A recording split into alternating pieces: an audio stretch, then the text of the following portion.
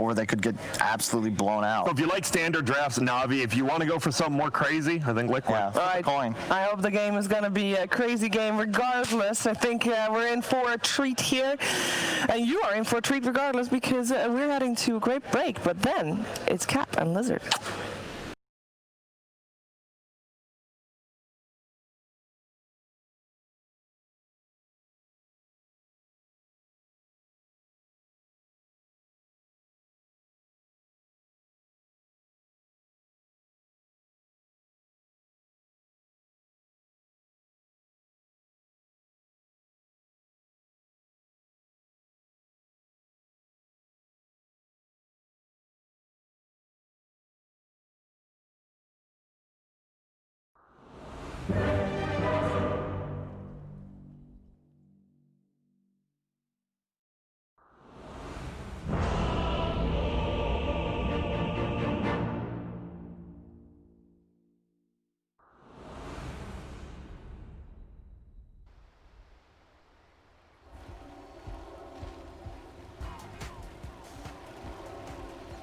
Here we go.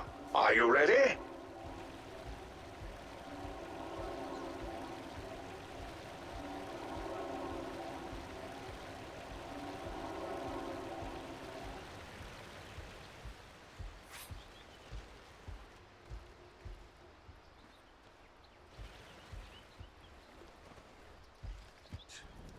Navi versus Team Liquid, two teams that know each other very well. In fact, they developed their own rituals, apparently. Lizard, there was something that was going on. They were super loud. We were doing the interview, and you said there that they were doing something there. There was some commotion. Apparently, there's this magical guy on the side of Navi. He's playing their mid. He's the new kid to the block, and he's strutting his stuff around. He's pretty good. He's pretty good. He thinks he's the boss, you know. He says that he has the best TA around. And Liquid, you know, they didn't want to ban it. Instead, they said, listen, we're gonna play you 1v1 before this game, and they put up not their midder, not Koikwa, but Boxy. Boxy played TA 1v1 versus Magical, and he actually won. He won the 1v1 against Magical. That is impressive. That goes to show, man, that the Liquid roster, they do have some killers on there, but it's Navi who have been looking quite strong this tournament. They had a great showing in their group stage, got into the upper bracket, unfortunately faltered a little bit early against Alliance, but now they're here against the Liquid, who I feel like is trying to recover, you know? If you just go on CIS forums and you read it, you can't because you don't know Cyrillic, but if it happens, like, you will see that Navi is their new hope. That's their new team. VP, they're no longer friends with them. Navi is their new best friend. They definitely do believe quite a lot in the new squad, especially in these new two boys, Magical and Ilias. Ilias is playing, usually they're 5, and he's super young, but new to the scene and has a lot of potential. Yeah, I think Magical has definitely impressed me quite a bit. Ilias, I feel like I haven't seen as much of him, and you know, he's a support player, a 5 support player at that, so it's not like we very often get to talk about what big playmaking he's doing, but drafting-wise, it seems to be working out really well for Navi. I don't know if he has a particular hand in that.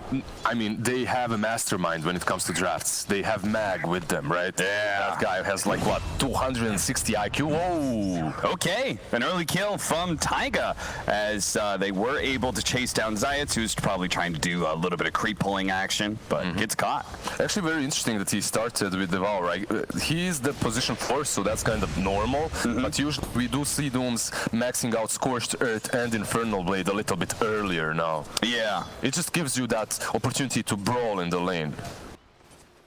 It's also interesting that they chose to run the tree in that bottom lane and have the Oracle on up top with the Leshrac. I guess here you've got the setup stun to be able to, you know, throw the Q onto Disruptor and then stun him follow up. I think it's also interesting, but obvious, because you're playing versus Disruptor, and Ilias is playing that Disruptor. You want to have the Oracle versus that lane, as you're able to purge off the Thunderbolt of Thunderstrike, as long as you don't waste the purge. That incredible amount of damage it's able to do, it gets one shot in, then you purge yourself or your ally, and you're good to go.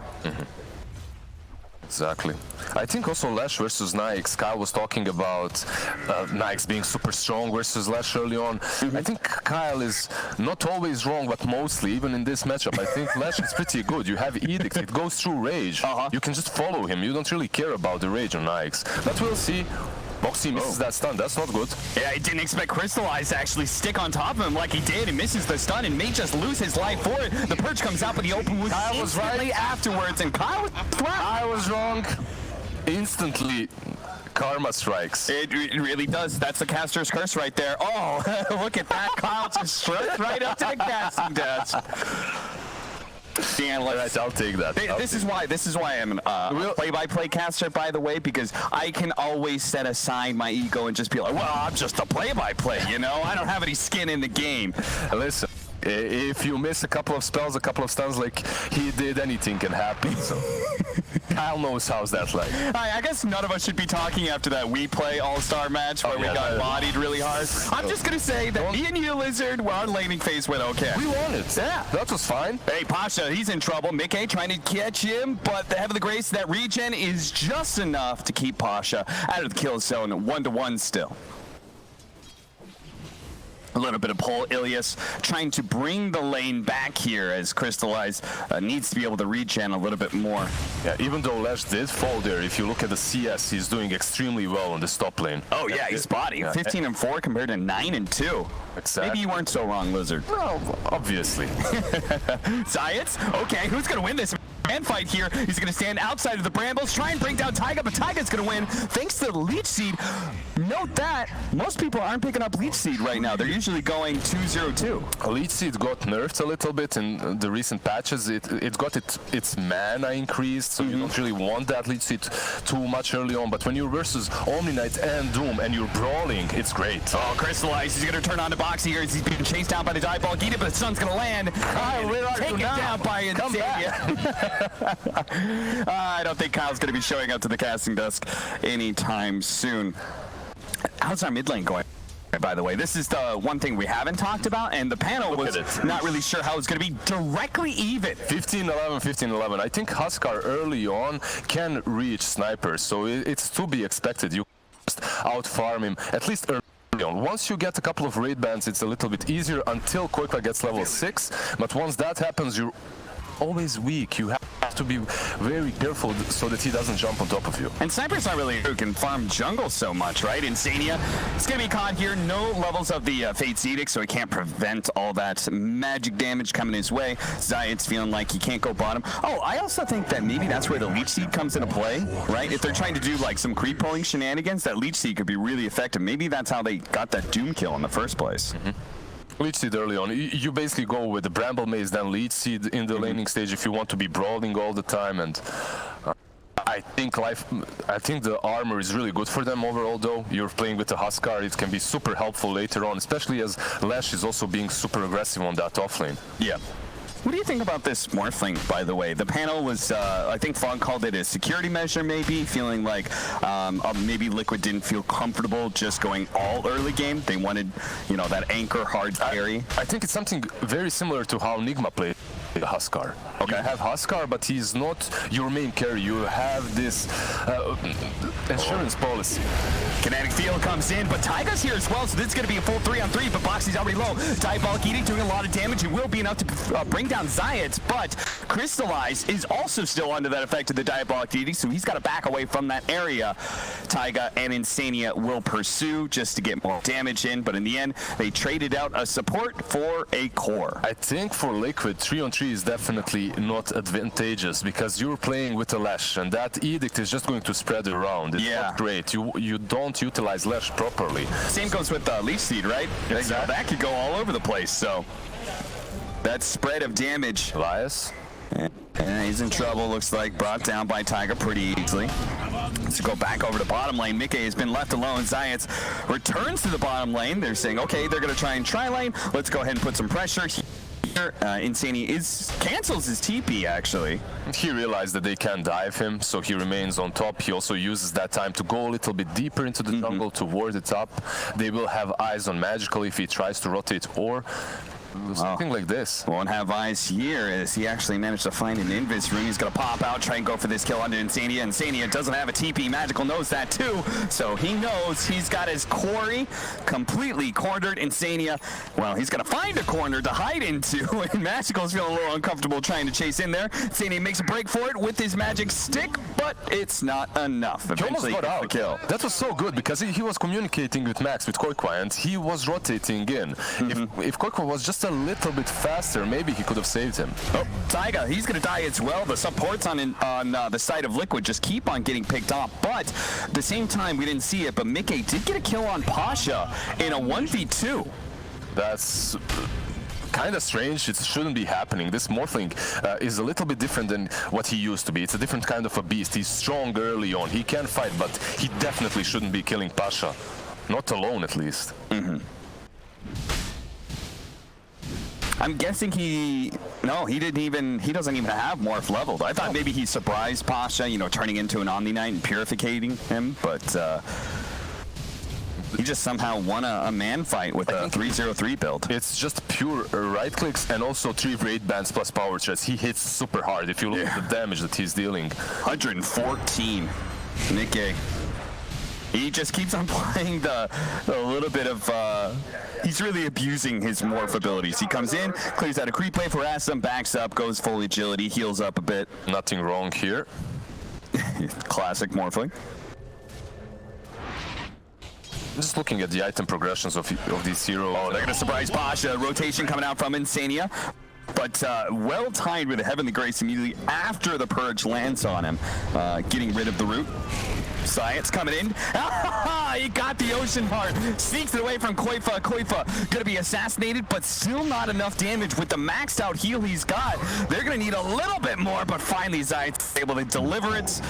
Yeah, I'm not sure if it was the wolf that helped him out, just that extra bit of physical damage. The wolf is for me, some players love that frost armor from the ogre, right? But I love the wolf. It's the best creep for me to get early on. That one crit can deal around 200 damage in the early laning stage. You're level 1 dealing 200 damage with right click. What? Leaf Seed, Brambles out. Enough of a slow to be able to land the split earth from Boxy. They'll quickly kill the creep wave and maybe put some pressure on that tower. Over to Pasha though. Purification goes down, he's going to be good. He's doing really well when it comes to this Heavenly Grace usage, always after the Purge, and it's easy for him to get out. This top lane is faltering though for Navi. They're pressuring it super hard, but there is an Infest Bomb coming. Navi, they're not going to give up this tower so easily, but Taiga, he's a little bit elusive, hard to bring down. The kinetic field was not enough to lock him down. Taiga gets to the other trees, and then that is an impossible task pretty much. In fact, if anything, Ilias, you got to be careful playing inside of these trees. Thanks to Zayats and Crystallize, though, Taiga does not feel comfortable going for that kill. And we see one outpost on each side taken. On the bottom lane, Morphling took his own, and yeah, Tree has to be a little bit careful when he's playing around top, because now they have the outpost, and he can't really cross that line without being spotted. Omelet almost done for Koifa. That's going to be a big power spike, especially with Boxy. I'm sure Boxy, does he have max out Diabolic Edict by now? Or at least closing? Okay, he does have it. So this could be a time where they just kind of try and march down some towers using the strength of the Huskar into taking fights and taking towers. You want to, because not only your Diabolic Edict is maxed out, right? You have Huskar with Armlet, and Taiga is almost level 6. He needs one creep. He's going to have that Overgrowth to work with. And then Crystallize can't escape with the Rage. Sadly for him, he didn't have it there. He needed one more creep. This won't be pretty. He's got it now. Boxy shows up, cleans out the wave. A few months ago, Navi was one of the first teams that started playing Huskar again. And they spammed the living hell out of that hero, but they played him as a late carry. I just wonder how Koikwa is going to play him. Is he going to be more active like we usually does? Yeah, it seems like, as you put it, Boxy, it's in trouble here. Crystallize staying on top of him. Science, actually, they do manage to get a good overgrowth. The assassination, nope. The magical, that's not going to be enough damage. And Liquid just easily bring down Crystallize, who thought he had more backup than he actually did, perhaps. It's just so good versus Nyx. The Slash Rack, for those of you that do not know, Diabolic Edict is physical, so the Rage doesn't necessarily help you a whole lot there, especially if you have Overgrowth to follow up. And its damage is slower, right? Because the feast changed, so in a way it means Leshrac is going to survive longer. That's kind of the usually the fear of Leshrac, right? Is that he gets bursted down before his damage over time comes into play. Mid. Oh, clips back. This is going to be a really big kill. They're going to pop the Doom as well as the Static Storm. My goodness. But at the same time, this is an Oracle Huskar. I'm not even convinced he may even be brought down here. It's a lot of damage coming his way. But he does survive, actually. Assassination. I'm sure he's going to die eventually here. No way. He's going to heal a little bit more. Oh, the crits! Zayats comes out with the big crit just in time. Bo3 shows up, but he wasn't able to bring down Crystallite. Zayats is pretty low, but as they are on the high ground, Liquid cannot pursue Taiga. Oh, there's only so many trees to play around here, my friend. He's going to try and get to the other side, but they're cutting them all down. Taiga, as well as Koifa, get picked off by Navi, making it 8-8. We haven't seen a lot of Oracle Huskars. We do see some Oracles. We've seen one yesterday. We see some Huskars, but not Oracle plus Huskar. And he survived through Static Storm, Doom, and everything that was hitting him at the time. If he managed to get to that high ground without dying, if Doom didn't get that crit, they would take that fight easily. But because they don't, and because Sniper gets a few kills, now he has the Midas completed, and that level 25% cooldown reduction, it just feels so good. Like, Midas isn't really an item that you should be buying in the current patch. It's not great. It's been nerfed multiple times, but on Sniper, I think it's legit. I think it's great. It's the second best after Arc Wardener. You think Dazzle? Distant third? We don't see any Dazzle nowadays. Dazzle. Where's Dazzle? Where's the Dazzle core at, man? Liquid is up by 2,000 net worth. A large part of that is on Mickey. You see him down at bottom lane, 1,000 net worth ahead of the Sniper. He's just been totally free farming while Navi trying to address the 4-man of Liquid. Bo3 setting up on the outpost. Sees Zayats running in, goes for the splitter stun, but maybe he shouldn't have. He didn't. Look, they didn't go on Nikes, but at the same time, Omni-Knight ported in and then cancelled his port. Now they know Omni-Knight cannot reach them, and because of that, instantly into the Rosh pit. It's a great opportunity. I'm not certain Pasha was right with cancelling that TP, because once you do it, you have to commit. Well, he's going to try and run across the map, and he may still be able to get there in time. After all, it's a little bit hard to take Roshan under the effects of shrapnel. Koifa decides it's not worth the risk. Yeah, they definitely have ways of delaying that Rosh. You have a really, really good fight around it. You have Disruptor and Shrapnel, like you just mentioned. What's Mickey doing? Going for Lincoln's. Early pickup against the, you got Glimpse and Doom, which are both really dangerous for the Morphling and all his mobility. Yeah, Lincoln's is really good for him this game, and he's been left alone completely on this bottom lane. Pasha is here and there messing up with his last hits a little bit, but mostly this Morphling has been free farming, and that's why he's on top of the network charts at the moment. And also because his team is playing on the other side of the map, creating a lot of space. And that's where Navi decide it's time to see if they can put some pressure on bottom. They go for the bounty runes. Taiga actually sneaks one away from them, but it's going to cost him his life. Also cost them the Static Storm on the side of Navi, but I'm sure they're not going to mind too much, especially as they push into that tier 1 tower. They have super deep wards here behind the tower that they just planted, so they should go and try and pressure this tier 1, which is on full HP, so perhaps if Liquid decide to, they could even defend it very soon. Dude, Zayats, he's just running around and finding opportunities everywhere he goes, but they might not be able to get Insania, especially after a 2-man stun from the Leshrac. I love Lesh's items, by the way. He got Clumsy Net just recently, and that's just perfect for Lesh. So now he can clumsy net somebody in order to split Earth and save the Yules if he wants to use it defensively. Bottom lane. Bo3 setting up is going to look to just be able to burst down Ilias as quick as possible. Having the Grace does allow him to be able to wake up the Disruptor to get the glimpse back. Sadly, though, it wasn't enough to save his life. Pasha still in trouble here, but the purification makes such a big difference. He's a little bit too tanky, but if you are Liquid, you're super satisfied when you defend the tower. Let's see, never mind, Taiga is going to deny it because they didn't really manage to zone out Pasha, and they know that if he comes in, he's going to take down the tower. He didn't get the last hit, so he pops the glyph right in front of Pasha's face. Now Pasha, he's going to overcommit trying to get this tower and slow down. He immediately pops his ultimate. He's going to be able to stop all that physical damage from Koifa. They turn back and will be able to get the deny, or no, they say they created enough space that we force Pasha back. Exactly, I was saying that just recently. If Omni Knight is forced out of the lane, they can heal the tower up. And if you're Liquid, you want to be healing towers. You definitely don't want to be denying them. But on this other side, they've shown so many heroes at bottom that Navi feels like they can assault top lane now, which is where Mickey's been hanging out recently.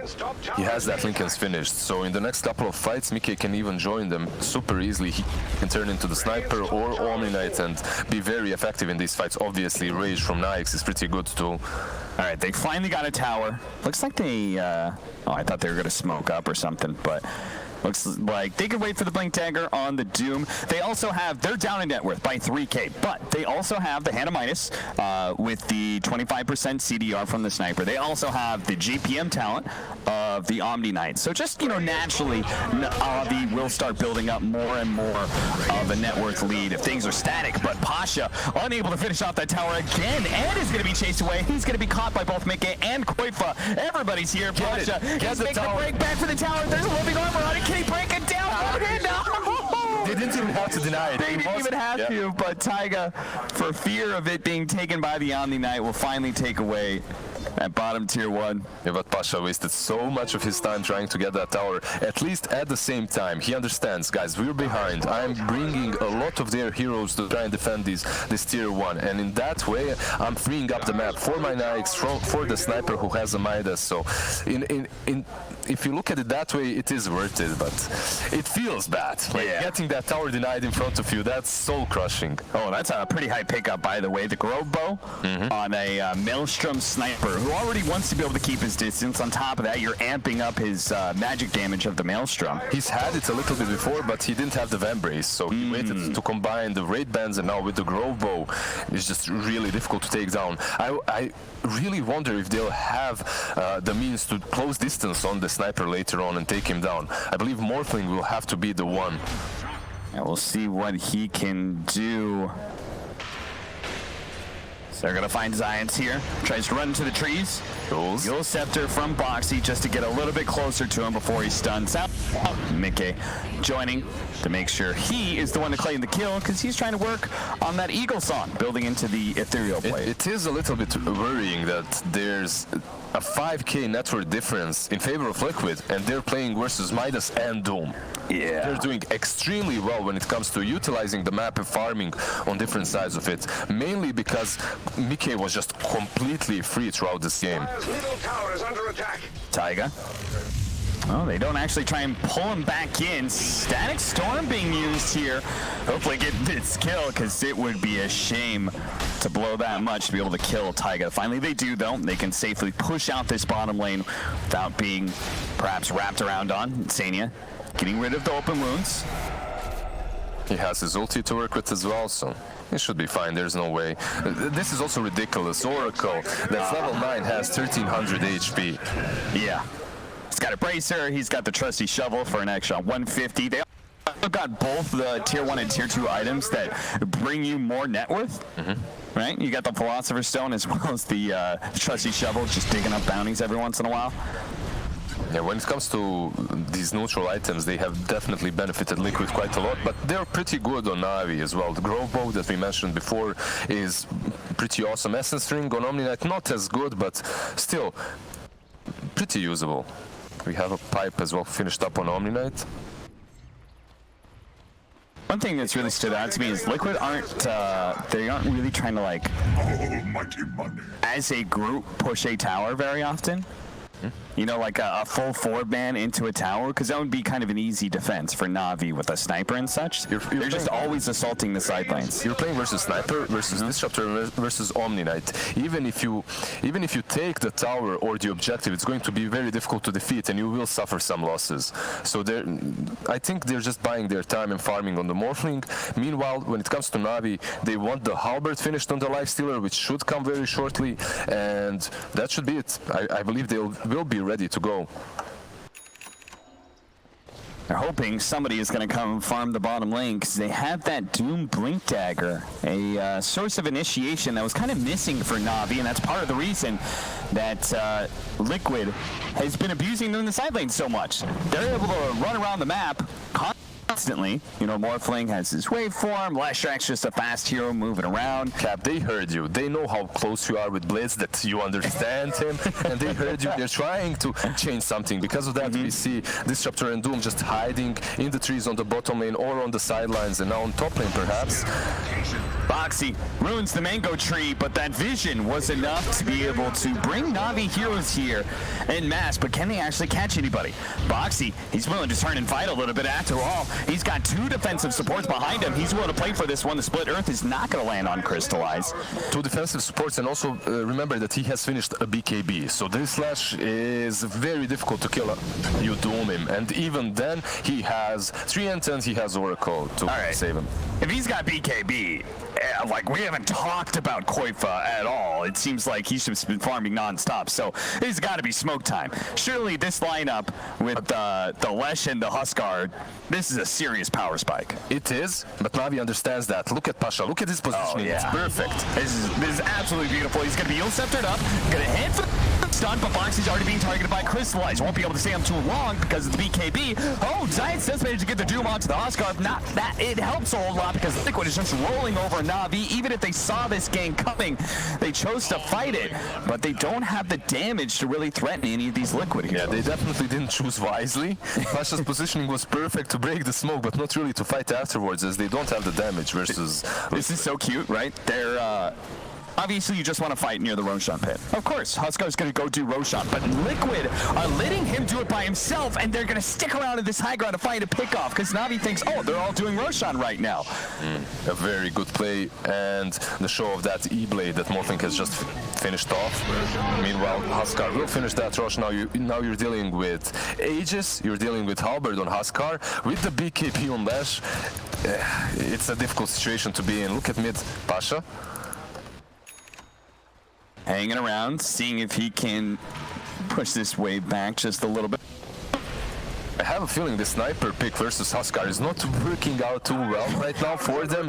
They literally have to wait for 2-3 more items. He's weak, he's not enough. He has Mjolnir and Vambrace, but where's the damage coming from? Doom jumps in on the back, he dooms, but they can't take down the Huskar. At least if they had the Vessel. The Vessel, you can see that he's building up to, but he's still far away. He needs 800 gold more. You can almost see the frustration from Magical. He's like, guys, I'm pushing bottom right now. You should be smoked up towards me. You guys should be moving towards my lane. I'm the one who does a lot of damage right now, but you have to frontline for me. We need to get a pick off down here. We need to put pressure down here. That way Liquid is forced to come back, but sadly, it's a little hard to catch this guy. Taiga, he could just chill out in the trees, drop some meteor hammers on some creep waves, and that diffuses pushes really easily. Low committal. I think it's one of the hardest heroes right now to catch, right? He's invis after level 10, and he's just sitting in the trees using meme hammer. You can't get on top of him. Well, 25-minute bounties are coming up, so Navi will at least be able to secure both of those. A gift from the tempest of battle. We're going to have a Satanic coming up soon on the Huskar. Huskar that has just picked up spider legs. Gonna give them to Morphling. That's a bit of a dream, right? Just anything that can give you some more mobility to get away from the Lifestealer and get on top of the Sniper. I think on Mickey it's super good because he's the one that's supposed to get on top of Sniper, and these spider legs will allow him to just move in some awkward positions, right, over the trees, over the cliffs. The thing why these spider legs are so good is because you don't expect these heroes to move from such locations, right? Yeah. You get caught off guard. Crystallize, gonna be a little bit faster on the Rage. Last time he got just one shot down. Really goes to show how much more farmed Mickey was over the Lifestealer. He's actually sitting a good 6K above him in net worth. That is, again, Mickey, and his net worth is the biggest reason why Liquid is holding a 7,000 net worth lead right now, 26 minutes. It's crazy that they're 7K ahead versus a Midas, versus a Doom. They've played the map extremely well in the first 20 minutes of the game. Yeah, you would have figured with 3 different farming steroids, basically, they would be able to neutralize the net worth a little bit more, but it's just Liquid controlling so much more of the map, have gotten more towers, and are able to farm a little bit more independently than the NAVI heroes, as you could see, they feel like they have to group up a little bit more. And if you look at NAVI, they think that they have to group up, and they're doing exactly that. They also bought a BKB on Sniper, so they're pretty much just ready to fight, but you're fighting into an Aegis, you're fighting into 6k network deficit. Quaifa's here, saying hello, anybody home? I'm going to sell your base, but they do have a magical in the back line as they assault this base. Quaifa is going to be here with that Aegis, so his first life is going to be okay. Zayats going for that back line, immediately managed to get the Doom onto the Morphling, but because of the Oracle save, Zayats might not be able to take that man fight. He's still going to go for it though, hoping the Morphling will die back over to the right-hand side where the Huskar on his second life is completely neutralized. He's been stuck inside the Static Storm with the Omni Knight popping his ultimate. It means that there's no turnaround potential for this Huskar. Liquid, they have overstepped themselves. They thought with a double damage rune, it was time to force something. They do manage to get that tier 3 up, turn around mid-game, just quick execution on Ilias. It's just the ordinary story of Liquid, right? Of these boys. They accumulate a network difference. They go ahead. They're stronger. They have all the items that are necessary. They have the Aegis, and then they just can't push high ground properly. This time around, they did take down the tier 3, so the shrine is opened up. But then again, they got repelled, and Sniper, he didn't even use the BKB in that whole engagement. Yeah, he was just free to lay down fire, and that is something, right? NAVI, they can be behind, but at the end of the day, Liquid have to, in order to end the game, they have to go high ground, and that's where the Sniper is the strongest. That's true, but at the same time they're playing on the dire side of the map a lot, and because of that you can see the wards. They're super deep and they're scouting NAVI, and the Sniper, if he wants to get any farm, he needs to get outside of his base, and I believe with these wards they're going to prevent him from doing that. They can, if they want to push high ground, they have to catch Sniper off guard somewhere else, not on the high ground. You see, he's trying to take some of the Diabolic Edict to help protect that tier 2 tower. It's a bit of a dangerous position to be in. He's got 2,000 health with the pipe, so he could definitely take a beating, but I don't know if NAVI wants to take any kind of engagement right now. He has to be careful. Why he's doing it is he's trying to delay the push as much as possible, because he has these 2 heroes on the bottom lane, Crystallize and Zaz. They're pushing in, and perhaps if the tier 2 on mid didn't fall as fast, they could have taken a chunk or 2 off of that tier 2 on the bottom lane. As you said, you can't just like farm or play your high ground forever and just like farm your triangle every once in a while. You got to actually be able to do something. Is there a timing here that's coming up for NAVI? Are they delaying for a specific item? Is there anything Lifestealer's getting that's going to change this game? He's getting a Basher. That's going to help them with the lockdown a little bit, but Crystallize, he didn't itemize versus the Overgrowth, and that's really putting him in a bad spot when it comes to these team fights. Right. Sniper later on with the MKB will obviously help out versus the Halberd, and Ilias, if he gets that Aghanim Scepter, we all know what this shooter does with it, so there are some items that are coming up for them. Omni Knight is itemizing also in a very unorthodox way. He's going for Solar Crest, I believe he had it queued up, and the Silver Edge, so he's trying to completely negate the Huskar effect later on in team fights. But the most important thing for NAVI is positioning and places where they take team fights. They need high grounds. It doesn't have to be their base, but just anywhere on the map. Well, I'm trying to build into an MKB. Zayats keeps on doing these little pushes at the bottom lane. Sometimes he'll cut a creep wave, just like Crystallize did earlier, as we saw on screen. Sadly, that Aghanim for Disruptor, Ilias sitting at like 3k net worth. He is real poor. He's trying to build into a Glimmer Cape right now. I would like to see them somehow open up some more space for him to farm, but it's just... That's the problem, because he's the position 5, right? Yeah. And you have Doom.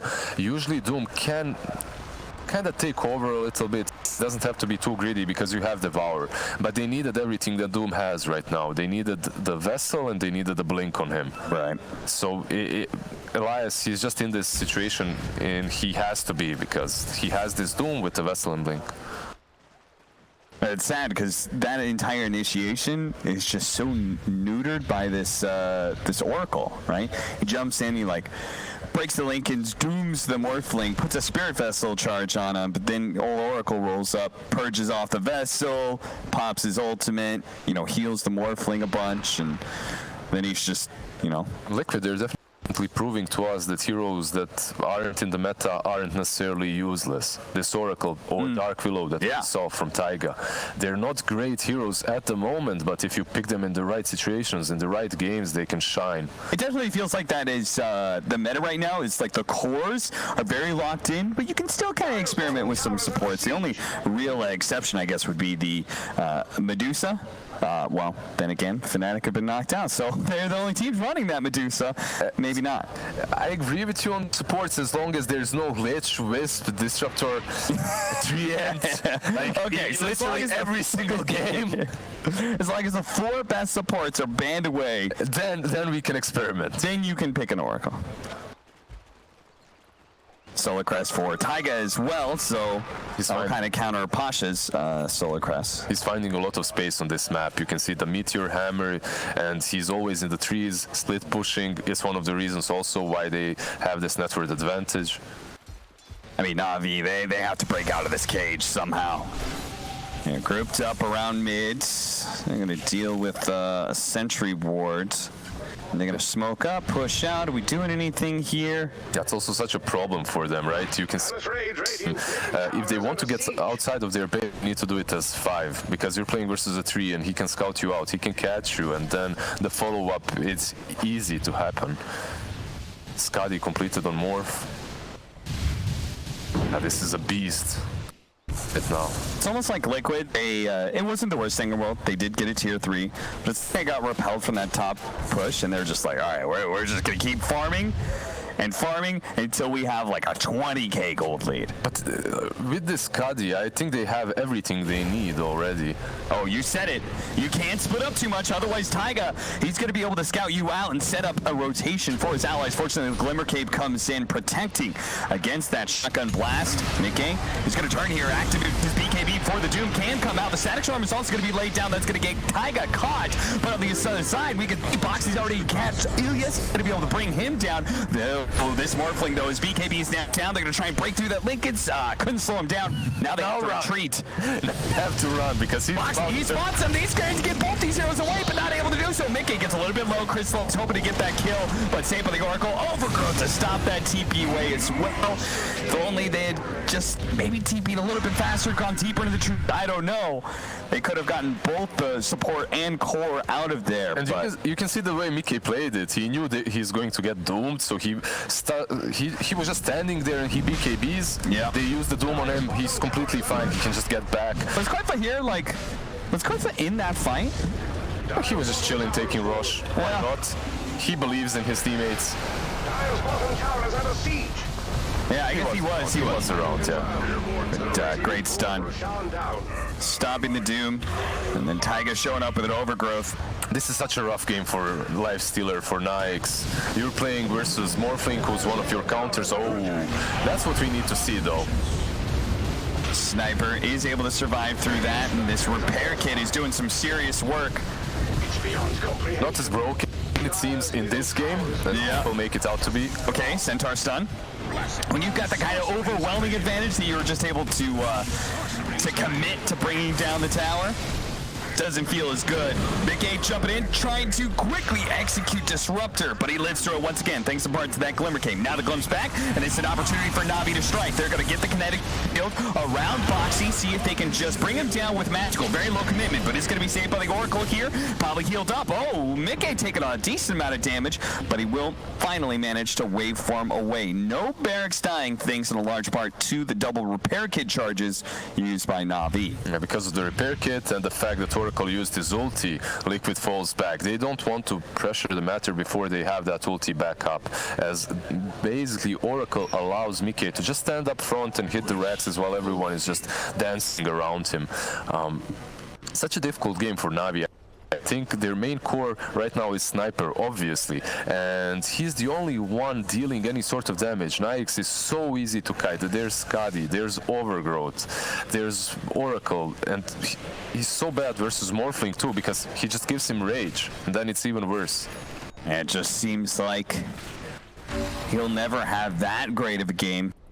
Maybe once he builds into like, maybe we get super late game, he gets like a Abyssal, Nullifier, maybe a Bloodthorn or something, then maybe he can kill people, but for now, it's just a nightmare for him to get anywhere on this map. He's just pretty much he's a punching bag and kind of stuck. You're talking about all of these items, but look what he's buying. He's queuing up Lincoln Sphere on this night. He definitely just wants to be the meat shield between Magical and everyone else, and I can't blame him because I really don't see him scaling later on very well. Sniper, however, look at that, Rapier queued up. Okay, that combination of a game plan. For me, I was looking at it and being like, yeah, but is Sniper ever going to do enough damage to win a team fight? Well, it's Rapier. You go Rapier. That changes a lot of things. And you are playing versus Liquid, right? You see what can happen if you defend your base long enough. Yeah. Well, Liquid, they still won that game. They've not been the most disciplined when it comes to some high ground pushes. Almost lost that game against Virtus Pro. Just a little bit of luck and some godlike clutch from Taiga. Secured that best of one and kept Team Liquid alive here at Dream League Season 13. So this Rapier won't make you any tankier, and you have to be placed completely back at the tier 4s in order to survive. I believe he doesn't have even boots to Sniper right now, and yeah, he doesn't, so it's going to be very easy for Mickey to get on top of him, and with one E-Blade he's already done to 10% HP. It's funny, I think NAVI got some of the best high ground neutral items too. They got Telescope, they got Gropo, so Sniper hits for a billion range. From the other side of the map, pretty much. And then they got the Repair Kit, which obviously saved them. And we'll see if they can actually bail them out here. Crystal, as you said, just trying to be a punching bag. Punching bag since his level 20 talent and all that evasion. But Koifa, he's just kind of ignoring the Sniper. Like, his heal is almost offsetting the damage from Magical entirely, especially with the heals coming in from the Oracle. Well. Yeah, he's just sitting in front and being peeped from distance. Okay, an AC, that'll make a big difference. A huge increase in armor for Koifa now.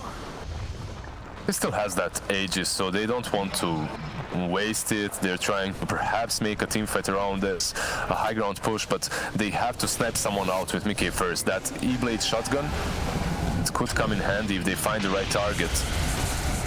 Koifa approaches the high ground again. Crystallize, refusing to let him up there. But if they just get split push to death, Mickey, oh, they managed to break the Lincolns and get a Centaur stun and the Doom. They may be able to bring him down here. The Oracle can't get there in time. Liquid thought, okay, this high ground is hard to break. Let's split push. But then that means you don't have the Oracle on top of your Morphling. Now they're going to get caught with no Morphling. Looks like Navi's going to try and chase him down. They do the Meteor Hammer. That's going to whiff as Koifa goes back in onto Science. Koifa is going to be saved by the Oracle. Taking a lot of damage here, but he's relatively low. So that heal's going to kick in triple time here. PUDGE and Magical. He's still healing, but now it's worn out. They see they can actually go for this kill now. They're going to be able to glimpse him back, pull him back in. Oh no, he managed to get on top of Magical. Magical pops that BKB. Koifa is in that cheese, but Boxy pushing forward with the Diabolic Eating. Magical still has that BKB going, so he's able to retreat away and then turn into Boxy a little bit more. Into the back line, Mickey is able to bring down Zayat. A buyback from the Morphling meets Navi. Just straight retreat. The punching bag of Crystallize is going to be left on the front line. Saved by the Heaven of Grace as well. Crystallize trying to get back, and he'll be fine. The Barracks may not be so lucky. Magical is looking to push Liquid back, and it looks like his damage is good enough. Liquid, it's name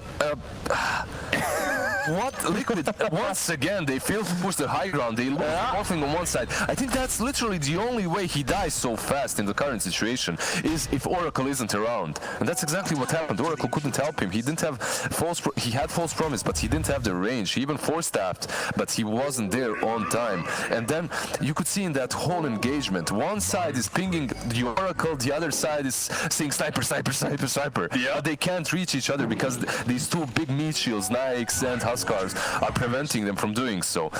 In the end, they do manage to get on top of Magical, but he has BKB. There's also OD with his ulti, and they move back to the high ground. The worst thing is, Mickey in that whole engagement, he bought back. He came back into that match, and that gives a big opening for Navi, a big opportunity to just use that Doom once again, take down the Morphling, and then anything can happen. The game can turn completely. I mean, we saw Magical. He tipped Mickey because he knows they just got a breath of fresh life in them as they have a clear win condition. Bring down Mickey once, and we can turn this entire game. We can be the ones taking down towers. We can be the ones assaulting the base. This is the iconic duo of Liquid, leading but not being able to go high ground. Once again, 18k ahead, and I believe this game will go at least like 5 minutes more because Morphling, they will wait for that. Oh yeah, at least. They're not going to risk it. That does mean that we have time for Magic to pick up his Divine Rapier, hype, and we also have tier 4 items coming in. Liquid probably a little disappointed with theirs. I think they got Flicker, Minotaur Horn, and Witless Shanko. I don't know how to feel about that one, honestly. Who's carrying the Witless Shaco right now? It's in Huskar's backpack. I mean, maybe you can't really give it to Boxy because I don't think they can afford losing that much mana. Oracle? Okay. Oracle can lose that mana. He has Guardian Grip. Oh yeah, perhaps. he's got 2k mana. Yeah. It's a lot of HP for him. We'll see who they give it to. Funny part is he's so far in the back lines, I can't even get to him in the first. That's true. I think in general they're probably just disappointed because they don't want an ability item. They could survive pretty well. They need to kill. That's the problem. They need to get on top of that sniper, and pressing Flicker probably isn't the most survivable way. Who knows? Maybe you can blink Flicker. If you get lucky, it's like a blink and a half. A Timeless Relic, meanwhile, picked up by Navi. I don't know. Like, you could give it to Doom or Disruptor, I guess. Oh yeah, Doom, right? Debuff duration on a Doom. That should be pretty sick. Yeah, especially the like he's gonna have level 20 coming in soon, so he gets the plus 40 Doom DPS. So if you get the debuff duration, that just means not just that's a lot of DPS. That's a lot of DPS. That's a lot of damage. That's a lot of control. See, it peaked up about 80-85%.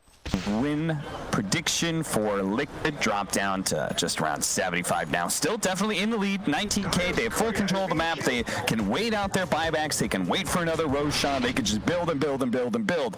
And Navi, they don't want to get out. Yeah, I mean, they've got a Divine Sniper. Who wants to push outside of your base with that? Exactly. They're just waiting. You can see Sniper. He pushes out a couple of waves and goes instantly back to the high ground. Even though his teammates aren't, they're still around this triangle. But he knows. If I died, the game is just done. It's over. All right, the Ninja Gear. Ninja Gear is going to be given a Sniper, so increase in agility. I don't know how I feel about this. Overall, Ninja Gear, it gives him movement speed as well, and he doesn't have boots, so that's pretty good. 20 agility obviously is amazing, but I thought it would have been given to Doom for the active, you know? Yeah, exactly. I was thinking about the active as well. It's Doom and Disruptor, but Disruptor once he gets that agonism. Before that, he's not really a high priority. And we talked about that, what, 20 minutes ago or something? He's gone from 3k net worth to 4.7. I don't think Navi is going to let him get any gold, apparently. So. It's Liquid as well. It's Taiga that's not allowing him to do that, because in any other game, you would see this Disruptor on the sideline just using his Thunderstrike to outpush the lanes and get that gold, right? Right. Many of these teams have learned perfectly well how to utilize Disruptor so that he gets that gold. There's a reason why we see so many agonists on Disruptors right now. Well, they are actually letting him hit some neutrals finally, so I was wrong. He's got the agonims queued up, so... He killed 2 small centaurs. Hell yeah. You know, so you gotta start somewhere. You gotta start somewhere. Ninja Gear is actually given back to Omni Knight, it seems. Sniper has... No, they're just using it. Oh, they're using the active? The active. That's it. Omni Knight used it because he has the gem, so he went out to his base and he tried to find a couple of wards. Okay, that's a smart play. Who gets the Aghanim Scepter? Ah, Morphling. Is it? Yeah, it's Morphling, you're right. The Witless Shaco is also on Treant Protector, by the way, so he's a tanky boy. With the Solar Crest, with the Witless Shaco, with the Meteor Hammer, it's hard to take him down, and he's also the one controlling the Nyx quite lot. If you look at the Lifestealer, he has these Lincolns, which he does need in a game such as this one. But usually, whenever you see an AEGIS versus a tree, you want those Mantas, right? In some situations, maybe even a BKB. You want to be able to get out of that overgrowth. There's the Doom DPS. Sciences. He keeps on doing this. He plays into the Radiant jungle where he knows Liquid doesn't want to be at. He pushes in, takes that. NAVI are actually poking their head out here. They're going to see if they can catch Mickey. They have a good right back. Solid count, though. They do manage to get the Centaur stun.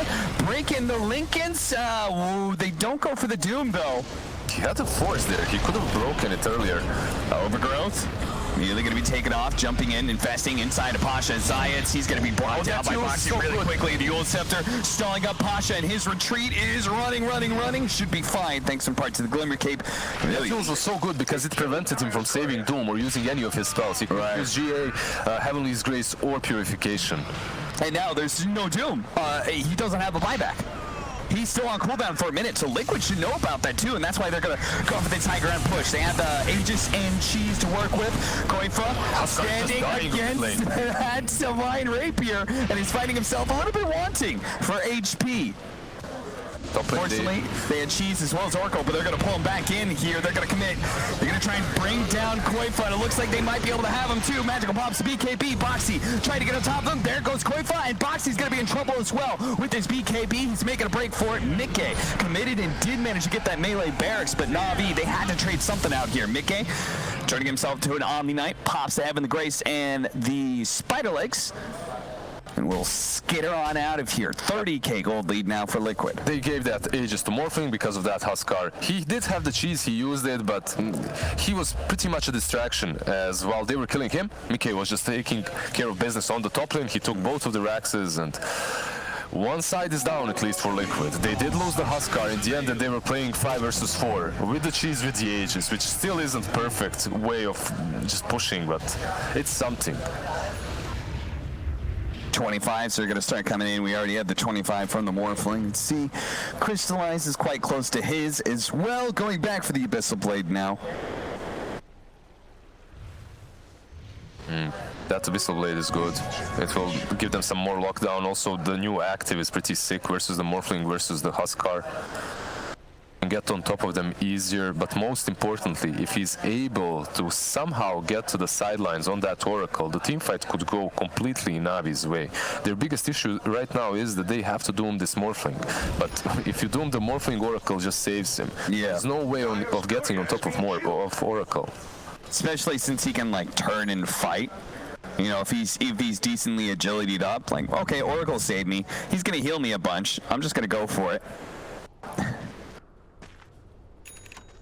Observer's getting a little bit bored of this non-stop high ground defense from NAVI. It's certainly not the most action-packed game. We get a little bit of team fights every now and again, but it's very low risk for Liquid. They're not trying to end this game super fast because they know they have it will in their hands. They'll just slowly but surely, a war of attrition, work through these buildings.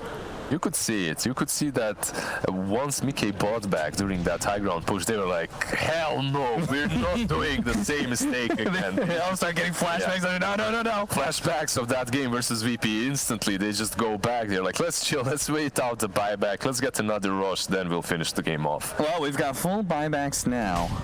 A Daedalus is almost up for the Sniper. They just need more burst damage, so this may give it to them. Something that kind of surprises this Oracle, or at least just once they do force that false promise, they're able to target somebody else and burst him down.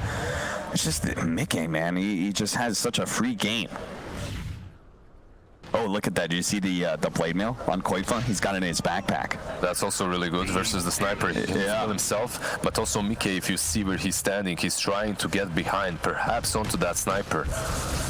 Sneaking on in. Sneaky spider legs. Doesn't it's a little awkward because he can't go up without breaking the tree and revealing himself, so he kind of has to stay in this area.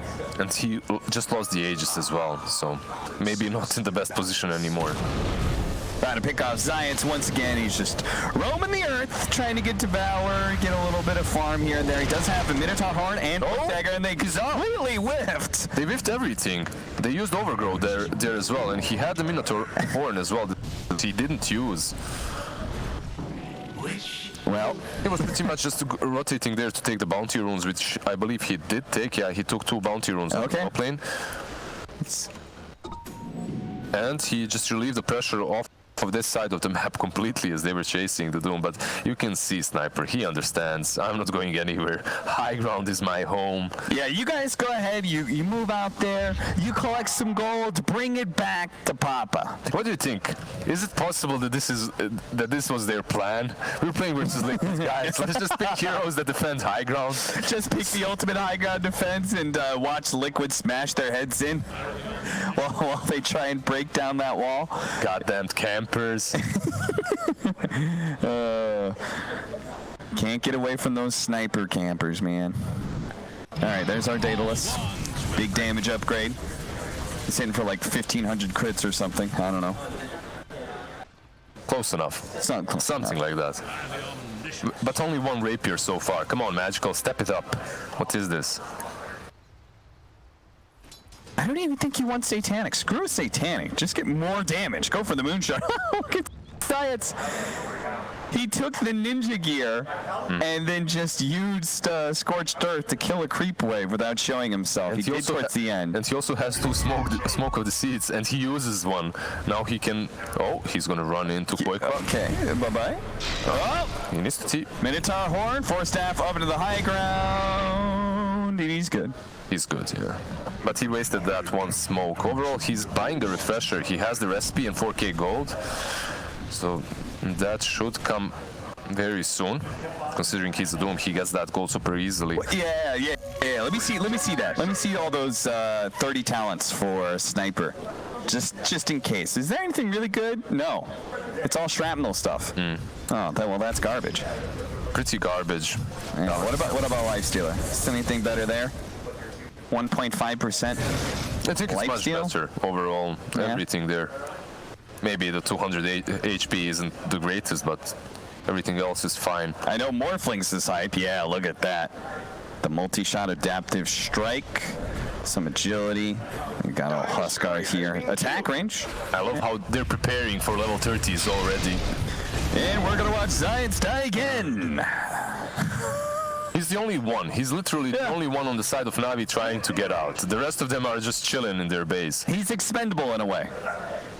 I'm wondering if we'll see a different rapier, another rapier that is on Sniper. Sure. Because MKB overall, you don't necessarily need it that much. If you get another rapier, it's almost the same thing, right? You get more damage. Liquid going for another push. This time they're not going to split up. They're going to pop their blade mail and hit the tier 3. And then Koifa, as his blade mail expires, he'll start backing up. So this is their solution to the Sniper. They're just going to do this over and over again. Is there a glimpse? There isn't. I believe Navi might play this a little bit differently next time and put Disruptor a little bit closer to that push so that he can glimpse them as they're trying to retreat. Yeah, maybe they get some vision out there, like, a sentry or something, to be able to spot the Huskar, because they keep on glimmer caping him as well as he retreats. Yep. The problem there was they didn't have Doom, but considering Doom didn't use his buyback for Navi, this is completely fine. There's also going to be a Silver Edge picked up by Morphling soon. He has it. Oh, see, that would be a high pickup against Huskar. It would be pretty cool. I think Omni-Knight had it queued up, but he gave up on it. But I think why he's buying it is just to be able to get behind them. He's used the spider legs before. He tried some sneaky plays, getting from the cliffs into the trees onto the Sniper. It failed, but with the Silver Edge, perhaps he's going to be able to do exactly that. 3,600 HP. Tree and Protector, thanks to a fight? Nah, it's just Taiga. Running into Taiga, but he's gonna back out. Boxy was TPing on him. He did TP on Taiga, but he decided that it's too dangerous. He blinks the other way. and it's good that he did, because that was a trap, and it was a good one too. Omni Knight with that gem moves out, tries to devour it while everyone else is smoked up behind him. Would you buy the, I know you're talking about double Divine Rapier, but either way, are you saving buyback on Sniper? Whether it's buying a Moonshard or buying another Divine Rapier. I think if you die once, you're just done. Yeah, I think so too, right? So I don't see the point of saving that buyback. Just get another Rapier or a Moonshard or whatever. Aghanim's picked up by Disruptor. Hey! 30 minutes, but we have it. Give it Round of applause for Ilias. He finally has his first real item. Meanwhile, Liquid are getting free Aghanim Scepters. Because they're doing Roshan. And the shard as well this time around. This much gives you everything. Average time on play. To be compared to 4 positions as a 5 feels bad, man. Hey, we almost have a refresher there for Zayats as well. He's, as you said, been working on that one for quite some time. That Spirit Vessel in his backpack feels pretty bad right now because they haven't seen a kill in quite some time. It's still a good item in this game. It scales well, but I think he needs to sell it and get the shard soon. His items in his inventory are basically all neutral items. He has 3 of them. There, he puts the vessel back in. Oh, he expects some kills. Okay. Navi, they're mounting up for war.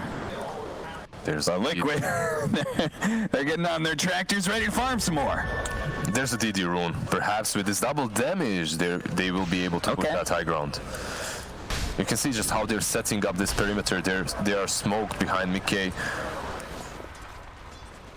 As you can see, the Aghanim Scepter was given away to the Treant Protector, so he is going to be planting some eyes in the forest all over the map. So if Navi didn't have, or excuse me, if Liquid didn't have enough map control as it was, yeah, it's like the sniper is going to go down at some point. All right, Koivu with double damage, who's going to go for it? They're actually going to static storm him here and try and take him down with a sniper, and they will be able to do so. That's going to be the first life, and they got the Oracle. Good catch by Zayat, but the mid lane, there's a missing barracks. The range barracks die, the melee's still up, but they're going to try and chase some heroes down. Waveform charges for Mickey will allow him to get out. Overgrowth on the eye allows them to be able to stop Navi's pursuit. All right, this is the situation in which Navi now has to go downhill and they have to force a buyback or at least get a couple of towers. But that's usually the trap, because what happens is you go downhill, you go for that tier 1, they smoke up, they buy back, and they kill off the sniper. It's the bane of these glass cannon heroes. They can only fight on their terms, on their high grounds, and this is usually where teams make a strategical mistake. But I don't see the better way. What else can you do? Can you defend forever? You can't. You will eventually lose these Raxes. He bought out the Moonshard. He is making sure to keep buyback. You know, God bless him. I don't know if he dies once, if he'll ever be able to get that Divine Rapier back, but he can buy another one. That's true. He's closing in on that.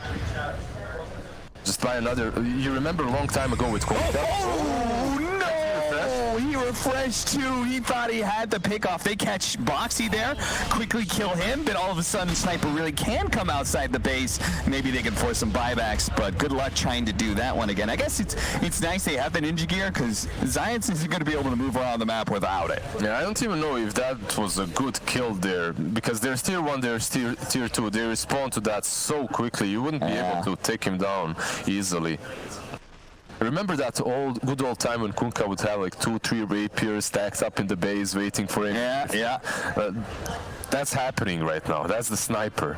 Weird part is those lineups, they usually have better late game. You know, these sniper hold high ground lineups, but because they have a lifestealer and Liquid, their choice of the anchor that Fox is talking about, and being able to have this late game morphling is a counter to that now. Yeah. It's almost a direct counter, so they definitely have a much better late game. Hey, prepare for some life break shenanigans, or not, because Koifu's oftentimes just been hitting buildings and dying, but he's going to get an Aghanim Scepter here, lower that cooldown so he can just he has jump Blade around. Mail, and he forces the enemy target to attack you, so there what it was. I forgot to change. Kill him, make him kill himself. Well, good luck ever getting the range of the sniper, but... Almighty money. Good times as we have gone over the hour mark, a 40,000 net worth lead for okay, I'll be I wasn't sure if I was actually going to break this out, but we're past 60 minutes. I was sitting with Insania earlier, and he's like, yeah, we talked about it after that VP game. If we ever get into that situation again, we're just going to keep farming and farming and farming. Now it's like, I hope I never cast one of your games again. Well, here I am casting a game of Liquid, farming with an advantage. Thank you, Aiden. But understandable, right? It's elimination on the line. You're gonna feel this one game advantage in this best of 3. We're looking at top 8.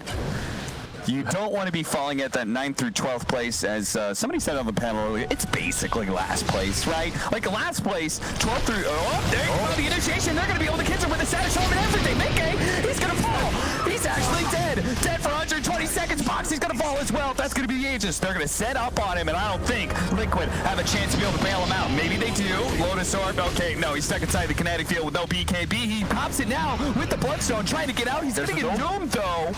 Can his mobility get him out of here? It's going to be slowed down by the Tree Protector. Navi, they use their big ultimate for this. They want to catch somebody at least. Koifa, he's spotted, and he doesn't have boost. He's so slow.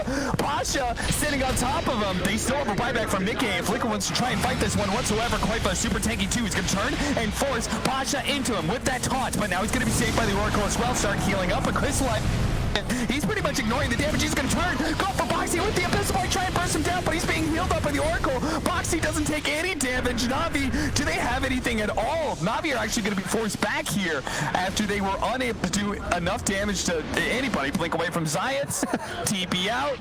All right, nobody dies. Right, Navi manages to get back.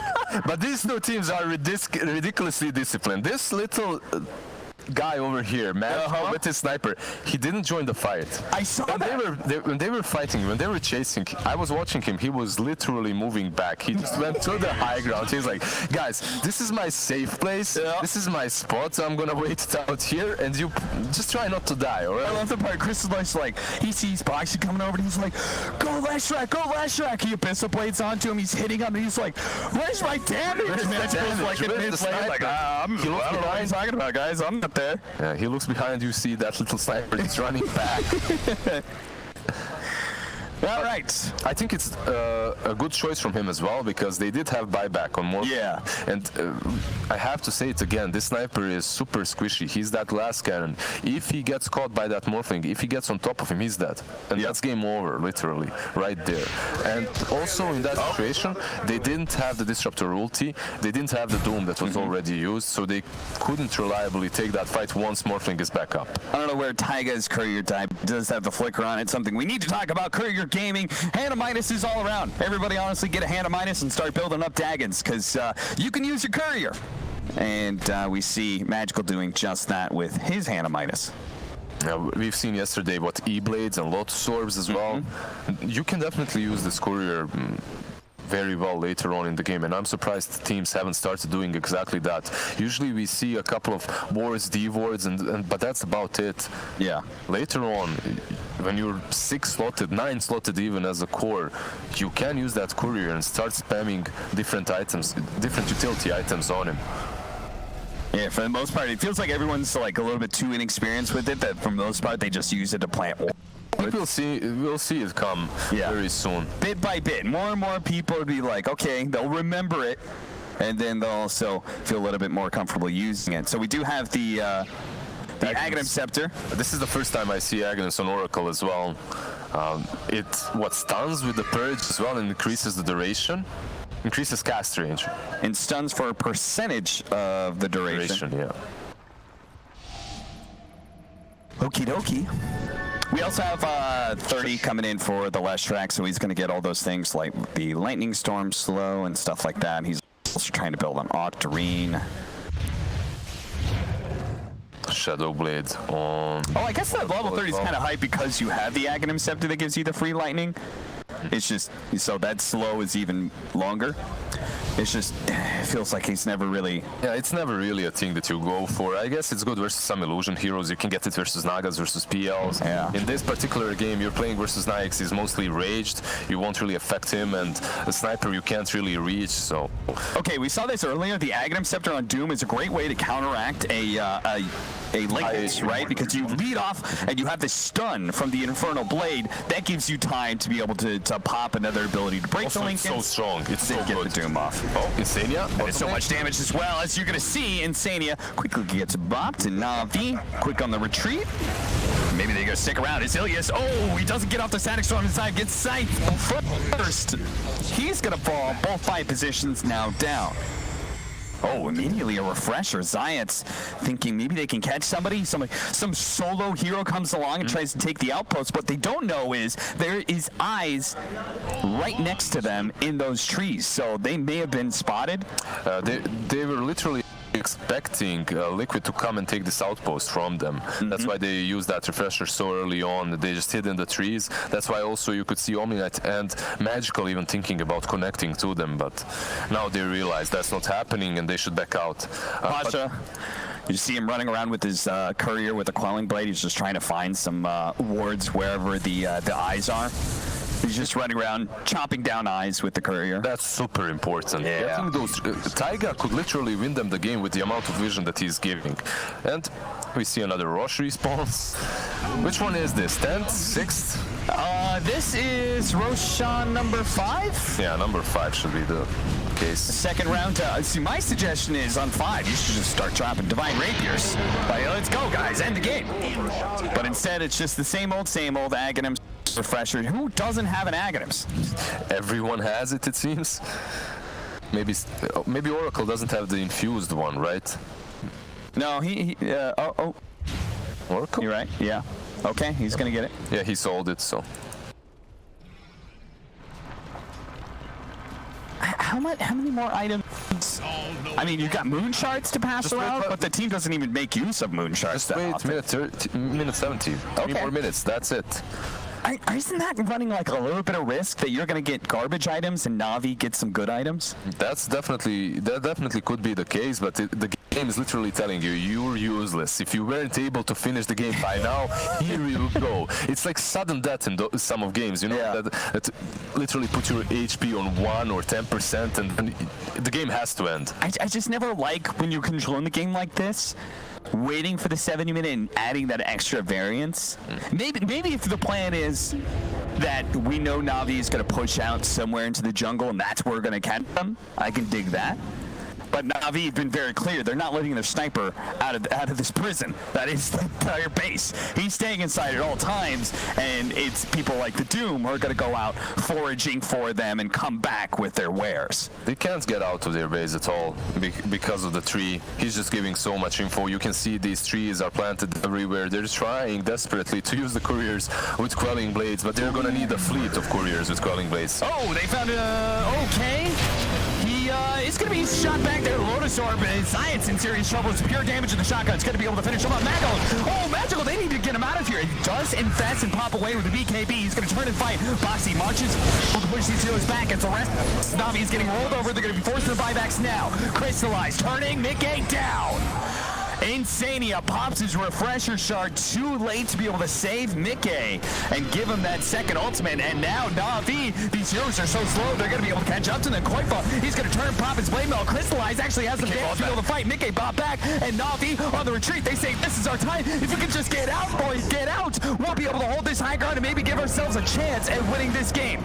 Kinetic Field holding them back. They're going to have to take this 4 versus 5, though, as their Doom did die back. Yeah, now the question is, will Liquid push it, or will they go back and farm? I think they should. There's no Doom. For 100 seconds, they have to go right now. This is the chance. Yeah, you don't have to worry about that big ultimate, like surely. Is it? Oh, is it the no. chance? Is it? Mickey? I guess they're afraid. You just brought back on the Morphling as You well. could at least try it with Koifa. He's got buyback. You know, just send the lad up there. You did it before, right? He runs up there, pops blade mail, hits the building, backs up. You know, just a little bit Do it, guys. Believe in yourself. Yeah, what is this courier? Good lord, it's got Spirit Vessel, Refresher Orb. All kinds of crazy shit. Taiga jumping into the back line, hoping to be able to catch Magical here. He gives himself a little bit of vision with the eye there to be able to spot some heroes. This overgrowth could come in clutch if Navi move too far to the right. Koifa, meanwhile, needs to back up as the Oracle ultimate will pull him back up to full. Yeah, he heals up fully, and they need 25 seconds now for the Oracle ulti to come back online, and then they will have around 30 more seconds to go on that Praxis because there will be no Divine Protection. They went the courier all the way to the other side of the map to be able to pick up another Divine Rapier boxing. He spotted Magical, but now he's facing that storm, but his ship's gone! He got taken out. He does have buyback, but Navi, they're going to push forward, see if they can catch. Yes, they do. Glimpse back onto Koifa. Abyssal bladed up, controlled, and dead. Dead. He and Boxy do have buybacks, so nobody get too excited that this is the end of the game, because Navi, they may not force those buybacks out of Liquid. It is a 70-minute mark, and because of that, they can go into the woods and find their items, at least on the side of Navi. All right, Liquid, you wanted this. You're going to have that high variance. We're going to see what level tier 5 items we're going to get on both sides. This is literally my second game at Fallen Sky. Fallen Sky? I mean, that did not impress last time I saw it. It sounds great, but not really. If you're the Train Protector, like I already have Meteor Hammer, sure, that sounds cool. Fusion Rune, all right, that's one way to break the base. Right, literally each rune you get on this Morphling, so that's pretty good. The double damage, obviously the Arcane Rune will be very helpful for all the items too and spells. And did they find anything else on the side of Navi? Not yet, just the one item apiece so far. As Navi a little bit more focused on objectives while they can get them. They're trying to force a couple of buybacks, but it's too late. 20 seconds away from Huskar, 15 from Leshrac. The dangerous part is they haven't scouted this area with the eyes, so everywhere they run, they're running into a potential overgrowth trap. Yeah, the trees are everywhere. Are you guys look into the Roshan pit? No. And top lane's pushing in, so they have to back up. This game, Roshan is reserved for Liquid. They've killed him 5 times. They have a deal with him. Yeah, what are you doing? It's a little silly. Oh, hey, Woodland Striders. First time I've seen those. So we're going to get some trees around. Trident recipe. That's a hype one for a late game scenario. I don't know how I feel about that. Do you like Trident, actually? I like it because a lot of the tier 5 items, say, for example, the Woodland Striders, carries going, I don't want to replace any of my items. But Trident actually has, you have to build it up, sure, but you've got the gold to do so. It actually has the stats, enough stats to be willing to replace an item with. He's doing it. He's replaced the halberd with it. Yeah. He disassembled it, and now he has it as well. All right. No. So, you see the Radiance to burn down creeps? He bought the wrong item. He messed up there. Oh, did he? Yeah, he bought this wide, then he messed up. He bought the halberd again, I believe, and now he's got it though. Okay. Trident is there. Trident, good to go. So 33% status resistance, HP, mana cost, spell amp, everything. 33 on average. 33 of everything, yeah. If there's a stat, it's 33 of it. Meanwhile, sorry, can we see the stats on Woodland Striders? I know it's a little bit memey, but I don't know what Apex. That's an item. Morphling. That's an item right there. 80% primary attribute on a Morphling. All right, if there was an item that you needed to win the game on a Morphling, that's definitely. Oh, he's cruising, man. Yeah. Train Protector with Woodland Striders, 50% movement speed, and you could drop some trees everywhere you go. What a dream item. Dream item for the tree and dream item for the Morphling as well. I think they literally got the best possible items. Yeah, Apex with a double damage fusion rune and illusions and everything else. Like, how do you not take out the buildings with that? Well, if there is a way, I'm sure Liquid will find it. Just wait and see. If there is a way, we'll find it out. Navi have not gotten their third item. I think Apex might be the best thing for them. I mean, it's the best damage dealing item, and really, you just want damage. Yep, for the sniper, it would be pretty cool.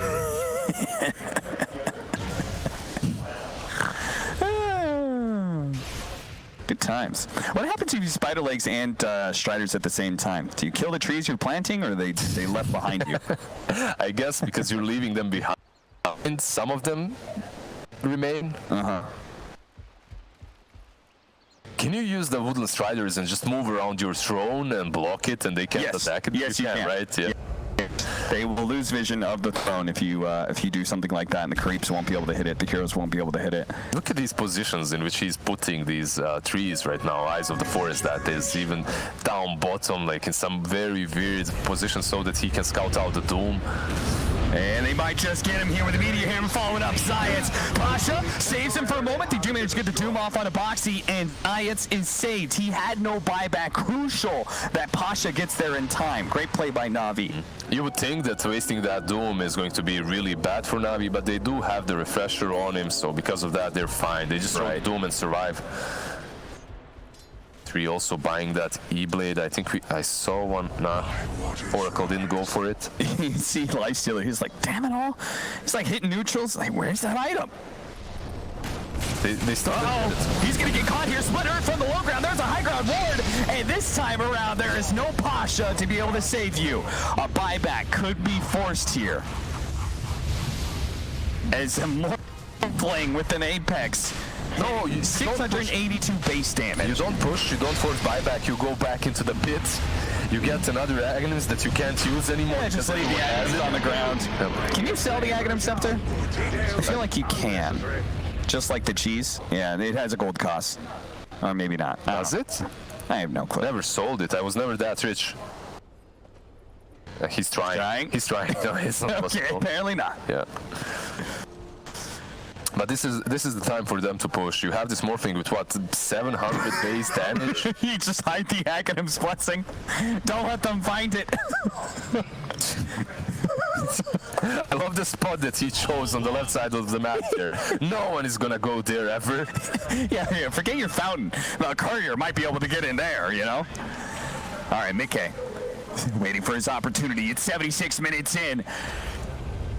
Liquid. Just one little building stands between them and Megas. Megas isn't even the end of the game for sure, but Mickey, he's going to go for it now. Drop it down the buildings while Boxy makes the initiation. Pasha getting a little bit low. Here comes Quackfire. He's going to be able to jump onto the Doom. They take him to Megas. Now they're going to get out. Navi, they're like, fine. We're not even going to buy back on Lifestealer. We care Megas? That Morphling with the 650 base damage. Plus 680 from the double damage hits for 1,200. Like he destroys the base in a matter of seconds. He even waveformed back into the static storm. This guy doesn't care at all any longer. And if you're a sniper, you don't hurt him. Even with that rapier, you're just not strong enough. If he gets on top of you, you will disappear. Look at this here. Mickey on the left side, they're fighting, but Mickey, he just goes waveforms in because he has that smoke and Invis rune. Remember, hit 3 hits. 1, 2, 3, 4, 5, 6 hits on the other. Yeah, and shout out to Boxy just kind of like running in there with the Oracle Ultimate to cause some chaos. That way, Morphling can stay full agility and hit these buildings. Level 30 on the Huskar. Let's get some additional range on him. Now the next test for Liquid. Can he take down tier 4s? Well, Boxy is looking for hero kills, but he made a step to it's not too far. He's going to be safe with the Oracle here, dealing a lot of damage to Pasha. Pasha getting lower and lower. Can he save himself? He does have a refresher, and he's going to be able to get off the purification. He'll be fine. Jumping on the Huskar, pops his blade mail, but his static storm going out. Magical touch way too much. Oh dear, they just lost 2. Matt actually popping his passive, the active, and shot the Leshrac there to be able to finish him off with that kill. Very interesting for Quackfire to go that deep afterwards. Like there was no necessity. I guess he wanted to force him to hit him, right? Yeah. With the blade mail. Yeah. That was the plan, but it didn't really work. And look at Taiga creating his little path. Does You shall not pass. You really shouldn't. Does our sniper have he has a lifesteal of some kind, right? Are there 3 items on tier 5? They don't have 3 items still, right? Yeah, they're still missing one. Well, I mean, Lifestealer was hunting for it, and then he got caught, right? So, I hope they haven't forgot about that. It's the most exciting part of the game for me right now. I think they've forgotten. Like, they would go to the woods to try and find that. Right? They're not far. Oh, yeah, for sure. Dude, there's a chance you can get an 80% primary attribute. You're going for it. I'm losing track of what all these couriers are up to. Oh, there we go. Hey, Stitch and Desolator. All right. Plus 100 damage, minus 12 armor for 15 seconds. If you want to, are you going to give that to your sniper? Or are you going to hit people yourself with the Desolator, and then your sniper's just going to get the benefit of the minus armor? I think I like that idea more. It's not too bad on the life stealer as well. He's always in the middle of the fray, right? He's attacking heroes. He's the meat shield, so he's going to apply that. Liquid. They know they're coming from the outpost, and Mickey's going to find the opportunity. Quickly chopping down Ilyas. Down for 2 minutes, and Navi are like, well, can't get the outpost. Get out of here, boys. He does manage to get out in the end. They don't have any BKB piercing abilities. You totally get, by the way, why they were trying to go for that outpost. They're close to 30s.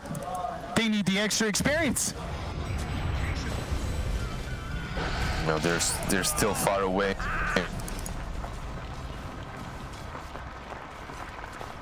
Dude, they need the Aghanim Scepter for a Life Stealer as well. That's, oh, he doesn't even have a passive Moon Shard yet. That's a lot of items. Get double Divine Rapier on the Sniper. It's Courier. Boyqua. In front again. Yeah, he is, but oh no! They thought they were going to be able to jump on and quickly kill the Sniper, but Mickey, he couldn't actually do enough damage. He's going to lose his first life. Quickly was saved by the Oracle. Can he actually help out Mickey here? With the waveform, he will manage to get back here. Courier actually dying to do have the overgrowth, knocking down these two heroes. There is going to be the head of the grave. They're going to go for Sniper once again. Mickey, though, is going to be safe. They pop the ultimate as well. Guardian Angel helping them. Angel, but they do have the stun out on Magical Man. Here goes everybody's dead. Double Divine Rapier on the ground. Buyback's out. Koifa and Boxy going to be able to break crystallize as well. Koifa on the front line just doesn't get a damn. What about the Divine Rapier's magical? You have no damage. Now it's going to be targeted by Koifa. Pick up the survivors. He's dead again, and that's it. The throne is dead. Liquid will take game one. And in one fashion, finally they managed to take this game that lasted 81 minutes. All neutral items were picked up. Apex and that infusion rune definitely helping out Mickey quite a lot. This is your Liquid from now on.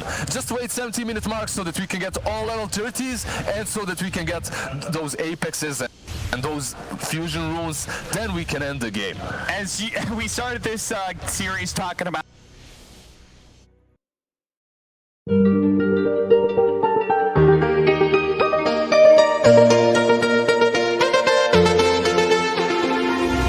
used to hide under the covers, staring at each other with careless melodies. Something buried deep inside us, the major and the minor were like piano keys. You play it for me.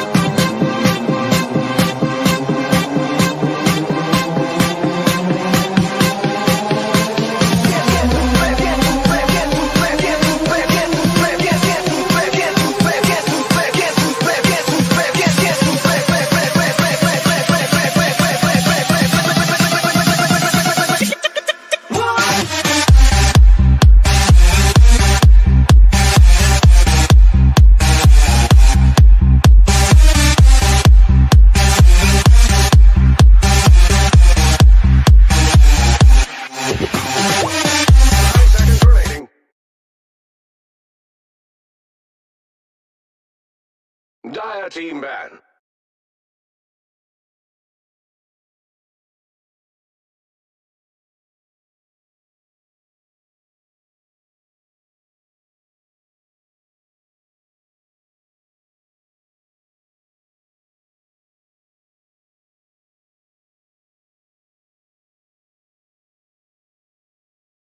Ten seconds remaining.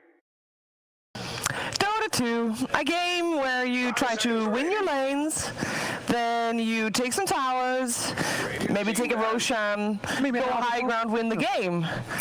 Easy game, very simple, but not for these two teams. It seems to be a bit of a struggle. Even easier than that, Sheaves. You just wait and see which team gets the Apex, and they're going to win. Oh, well, I'm not sure if we're going to make it to 17 this time out. I love how Assault, like, I don't understand. The teams are having so much fun. They're, like, swearing at each other with smiles on their face, and the community's just like, God damn it, I support you. That's what's such an epic game, but...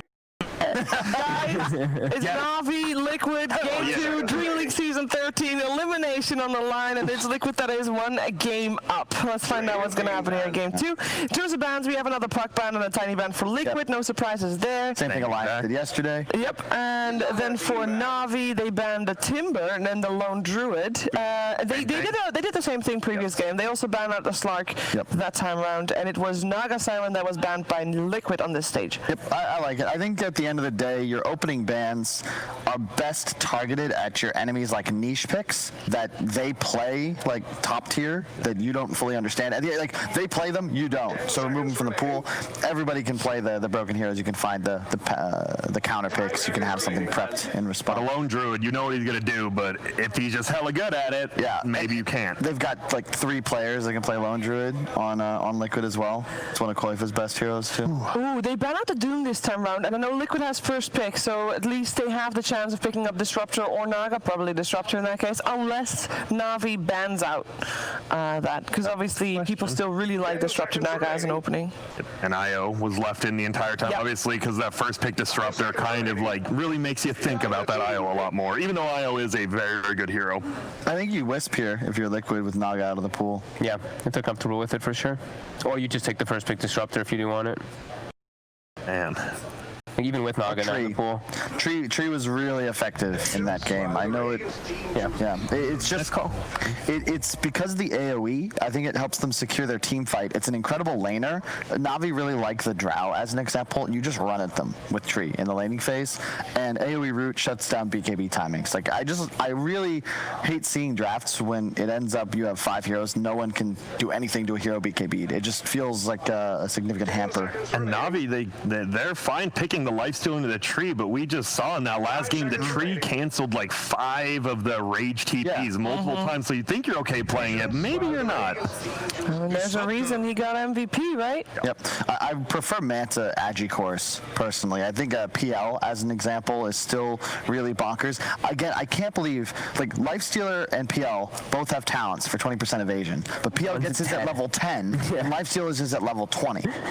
Like how does that make any sense? I told you that it got changed yesterday, and you were just like, wait, what? It's 20 to 10 now? I was like, yeah, I got buffed like what is it, 15 to 20 like a month ago. You know the funniest part though, is that I'm not going to name names, but I'll give you a hint. There's 2 carries that both come from Canada that always get the attack speed.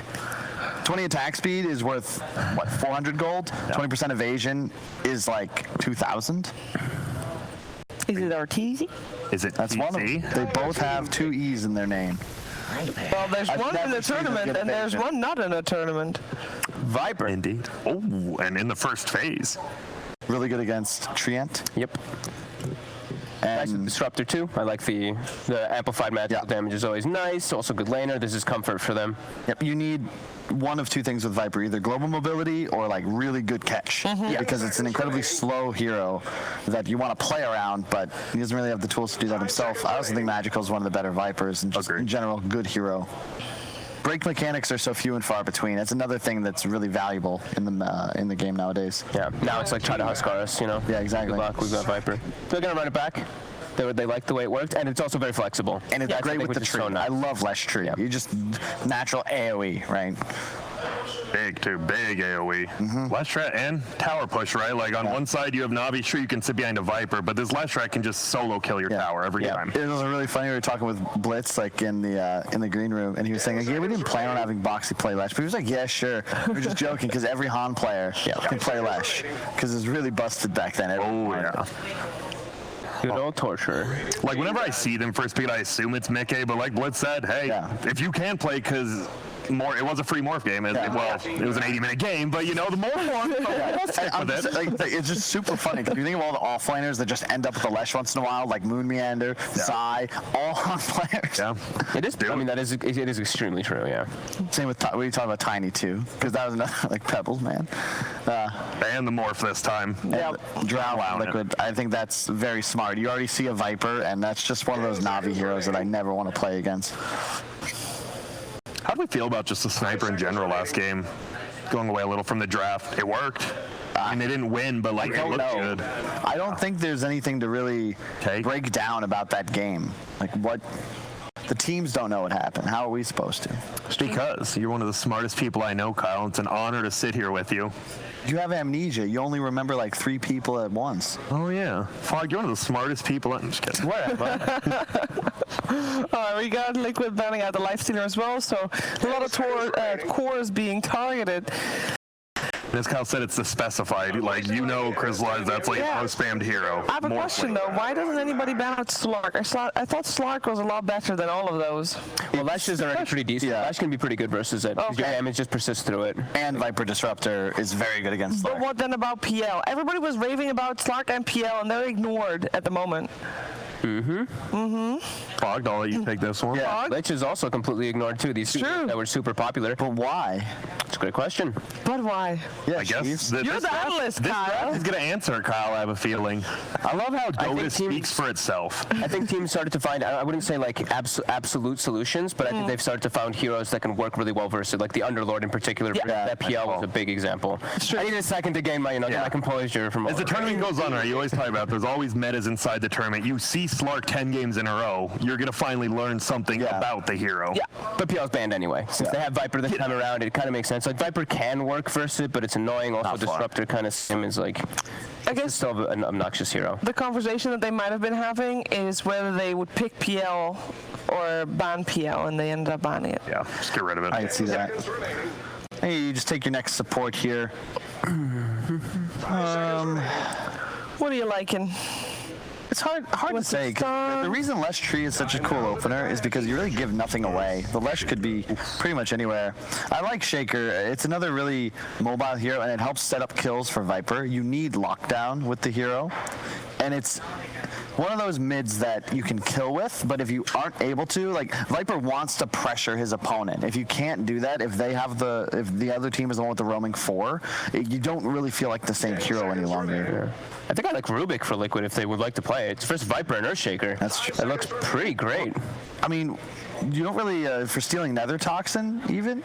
Because I've seen Vipers just skip their ult and go. It's for Nether Toxin. Absolutely, that's what you want. That's just farm waves, yeah. You break the Viper too. You break Corrosive Skin. You break Enchant. You break Aftershock and Earthshaker if he blinks into Shot Echo. They're gonna run it back. They're just gonna throw it. It worked last game.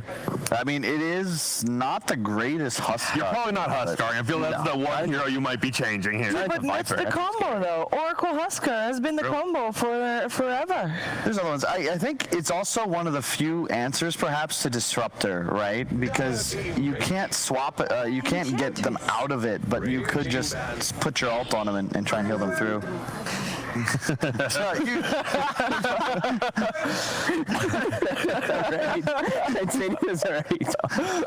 Foxy just gave me a thumbs up. Voice is just laughing. He's a spider. Alright. I was about to say, I was like, that Enchantress pick, I love it in the offlane, and now you just got brooded. Yeah. This Enchantress hero does jack squat to that hero. Yeah. And so does Viper. Viper and laning phase versus Broodmother. These nerds, man. Liquid first game, Huskar second game, Brood. Like, what? You got to be right. I mean, they are the team that does it, right? They used to. They were the team that freaking first phased Brood. Yeah. Like, you got to be ready for it. This is such a good Broodmother. It really is. The supports don't do anything. But guys, let me be Twitch chat. There's an Earthshaker. Whoa. Wow. Am I wrong? You're not wrong. I'm sure that. I mean, it is big AOE. Do you just how do you avoid like not getting all your spiders ulted? It's just your micro, right? You farm the jungle. You just leave your hero away, or what? I mean, you just play good, right? I don't know. Hey, don't let him dunk you standing on your spiders. You just like maintain a little bit of separation. More so, it's about like what this hero does in the laning. It makes a disaster of your lanes. Like Earthshaker, like you're not going to be able to fix your lanes that much as a Shaker unless you put it like directly against the Broodman, which is so weird. I wouldn't like that anyway. You could do that. At this point, like the problem is that right now your two cores are just garbage against Brood, right? Yeah, I think you need to make Enchantress a support and Shaker core, because otherwise you're just in this position where as soon as Coif is like up and running, whether he goes like the Diffusal or the Orchid build, you just take over the map, and these two supports just effectively go, oh well, Brood's here, I guess I'll run away. Like you remember there was some match Liquid played like a couple of years ago where it was like 8 minutes in, and the enemy had like coddled Disruptor supports, and Mind Control was like diving tier threes, just chasing the Connell. Yeah. He couldn't do anything. Literally nothing. I know, like, the other day we saw, like, the Beastmaster versus that Broodmother was pretty strong. I thought that was actually quite good. And now it's also a Pango. The Roar actually looks really nice. It's good in the lane versus the Broodmother, too. I see them banning the Abaddon. But there is an Oracle. That's the one thing that it's like Oracle, that strong Dispel versus the Roar can be pretty annoying. But I will say, I think Beast is still the best counter. Liquid did it, or Enigma did it yesterday, lost to the Brood anyway. But like, what do you do as a game then? Your hardest carry would be a Viper? You're okay with that? Sure. Oh, yeah. You put the Disruptor mid? That sounds disastrous. Honestly, for anyone but the Brood, I'm like, the Spider is pretty terrifying. Would you have been okay if you're like tied up in the corner and Sam shows up with a little sword to go up against Sheila? Would you feel good about that? No. But you still won. Like he saves the day. Like you just hope for the best. Oh, do you mean Sam from Lord of the Rings? I think you meant Bulba.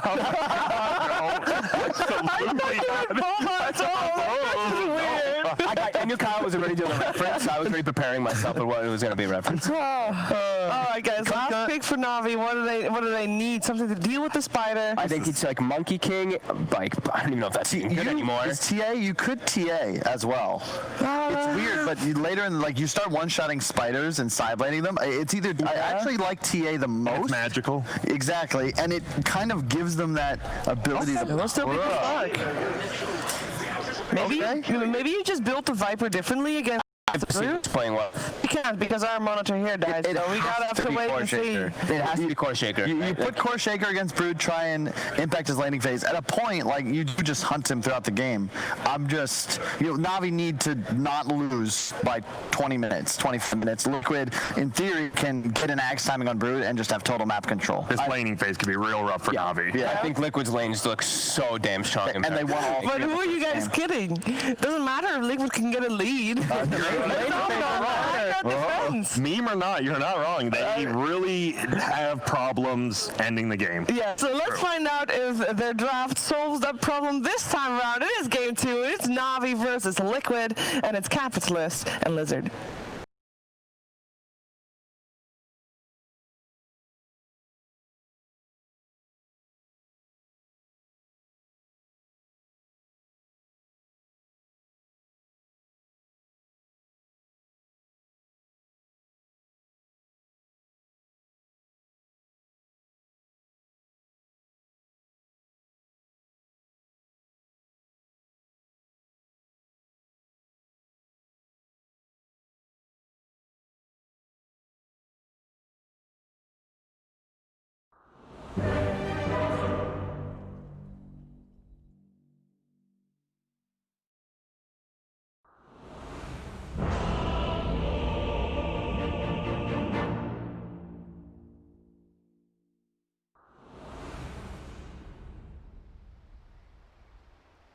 You're not afraid, spiders. That's what happened.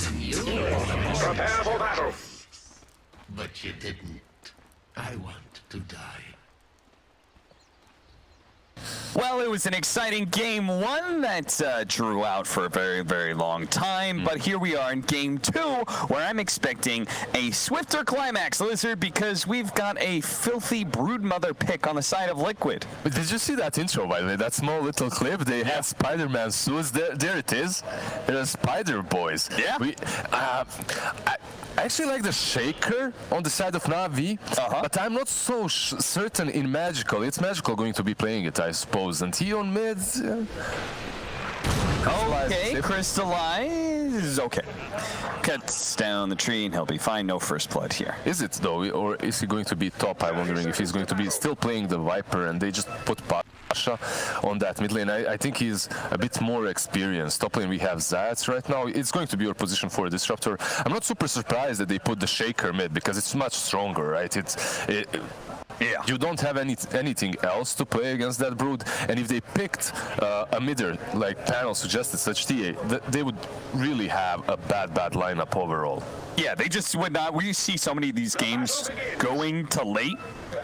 Like, I can't remember the last time a game actually ended by 25 minutes. You know, it's going at least 35, if not 45, 50. It's Liquid. So, Don't be humble. Liquid. 40 minutes. Secure yourself some late game, and that's what Navi does with a Slark pick. Yeah, it's Crystallized Slark. He's known to be really good on this hero, so We'll see how he fares. Overall, I think they have a solid team fight.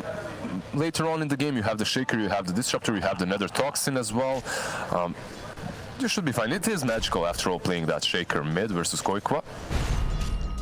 This lane, the problem here is magical should be fine. The thing is, this player has a hero puddle, not a hero pool. He's well known in the CIS scene to have a limited amount of heroes that he can play really well. And I'm not so sure if Shaker is one of those heroes, because it's not your casual mid hero. It used to be popular, but long time ago. They're going to turn things around here on Pasha, who got just a little bit far forward on the Viper. Someone else who might be a bit uncomfortable on his hero for his role, trying to make that Viper into a 3 position. This is so good from Liquid, the way they set up their lanes. Pango is just creep skipping on the bottom lane. He will find experience on his own. Shouldn't have any problems versus Ilias. On the top lane, Tri-Lane should at least crush Viper and Disruptor. And Viper is dying again. Okay, he TP back and immediately dies. Walk of shame it is. 2 kills already for Team Liquid. The waddle of shame. He's so slow on Viper. He's going to take ages to look at that. 278 movement speed. He's going to take ages to come back to the lane. And Zayats, he's going to be pushed out and probably killed here. Split Earth lands. The slow from the Brambles is still there. And a couple of right clicks. They just set up their lane so well. Liquid. It's a problem when you pick Brood and they already have their mid, right? The Viper was supposed to go mid, and now they just set up their lanes in such a way that Viper is going to just feed. He can't really go top. Yeah, if they move that Earthshaker into a core role, it means they have to have a Enchantress 5, which can do nothing to stop Boxy as he continues to pull creeps and that's around the towers into the... That's why I love this last pick as well for Boxy. The last pick, Pango. They literally waited for that Viper. We're just going to escort him back to the fountain once again, it seems. One more hit. The heal comes in, but Taiga, that big fist doing 100 damage. But because it took him such a long time to walk to the top lane, now he has a TP on cooldown. Yay! We're back, boys. 2.5 minutes in, 4 deaths into the game, but by God, he's going to get his level 2. Eventually. Smith going 5 denies on the Earthshaker, not too bad there.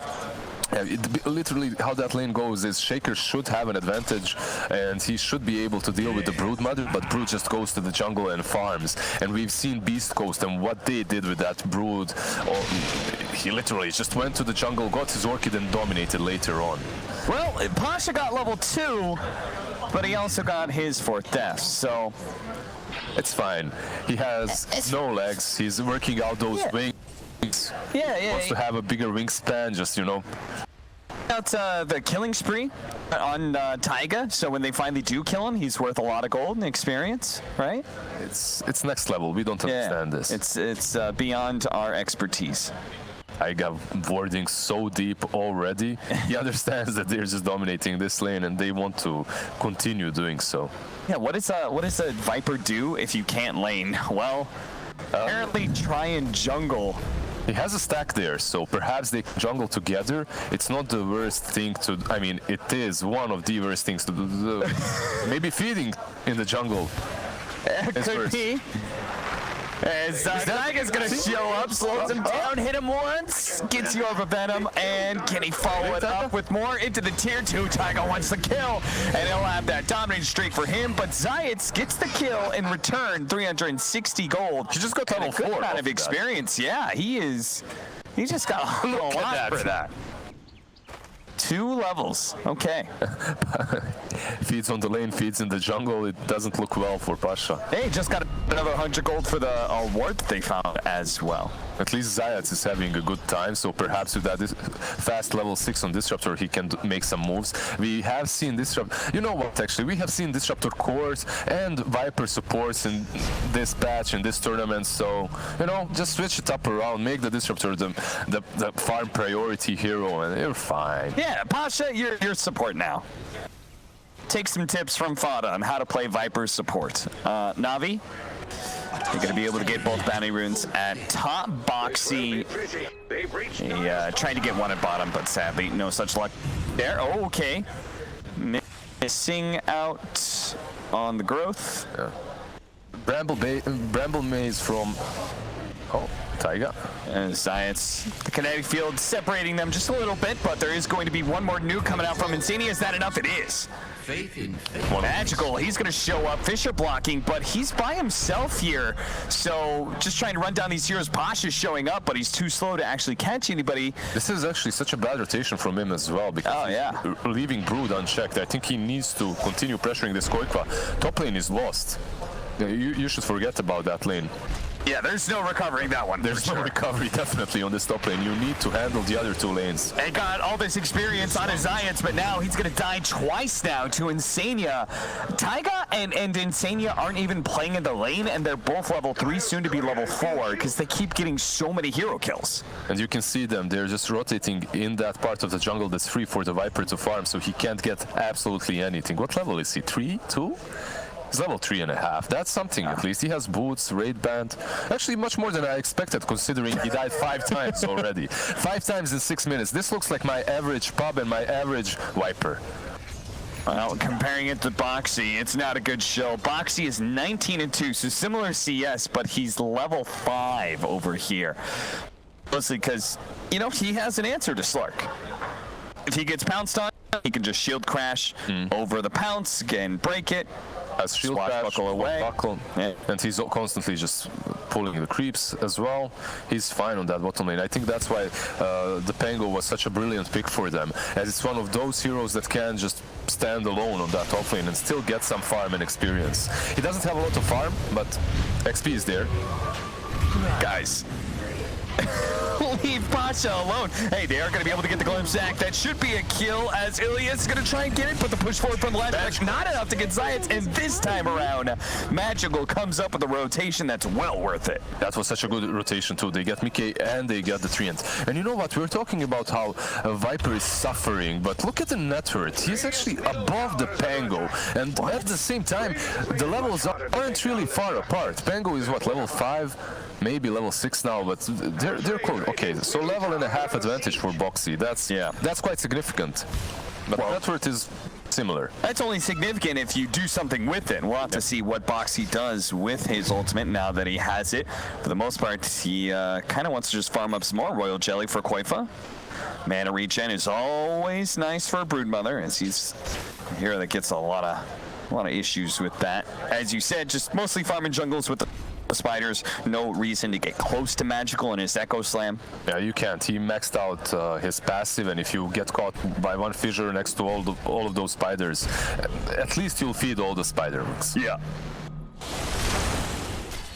Crystallize, he is free farming at the end of the day, and this is the Slark. He's going to be the biggest hero in the late game, so there is plenty of silver linings here for Navi. Just because we keep on watching Pasha die doesn't mean that Navi aren't fine. There's always a point. There's always a point in the game in which you're beating a dead horse, right? And that's what happened to Pasha. At some given rotated somewhere else, it would have been even better for them, because Viper, he already doesn't have a game. If you kill him again, you get what, 100 gold for it. Yeah, it's just not amazing. Let's do something else. Let's try and kill Bo3 here, but he does manage to get off the Rolling Thunder, stopping the glimpse from taking effect. He's going to bounce off the walls here and then bounce on out of here. Seeing as they already used the glimpse, he doesn't have to worry about that. He's home, scot-free, while Magical starts putting some pressure on the tower. Because Koifa is not able to defend with the spiders, it's funny how this matchup can actually turn the other way, and Magical might be able to be the one taking the tower first, but it's Mickey at top.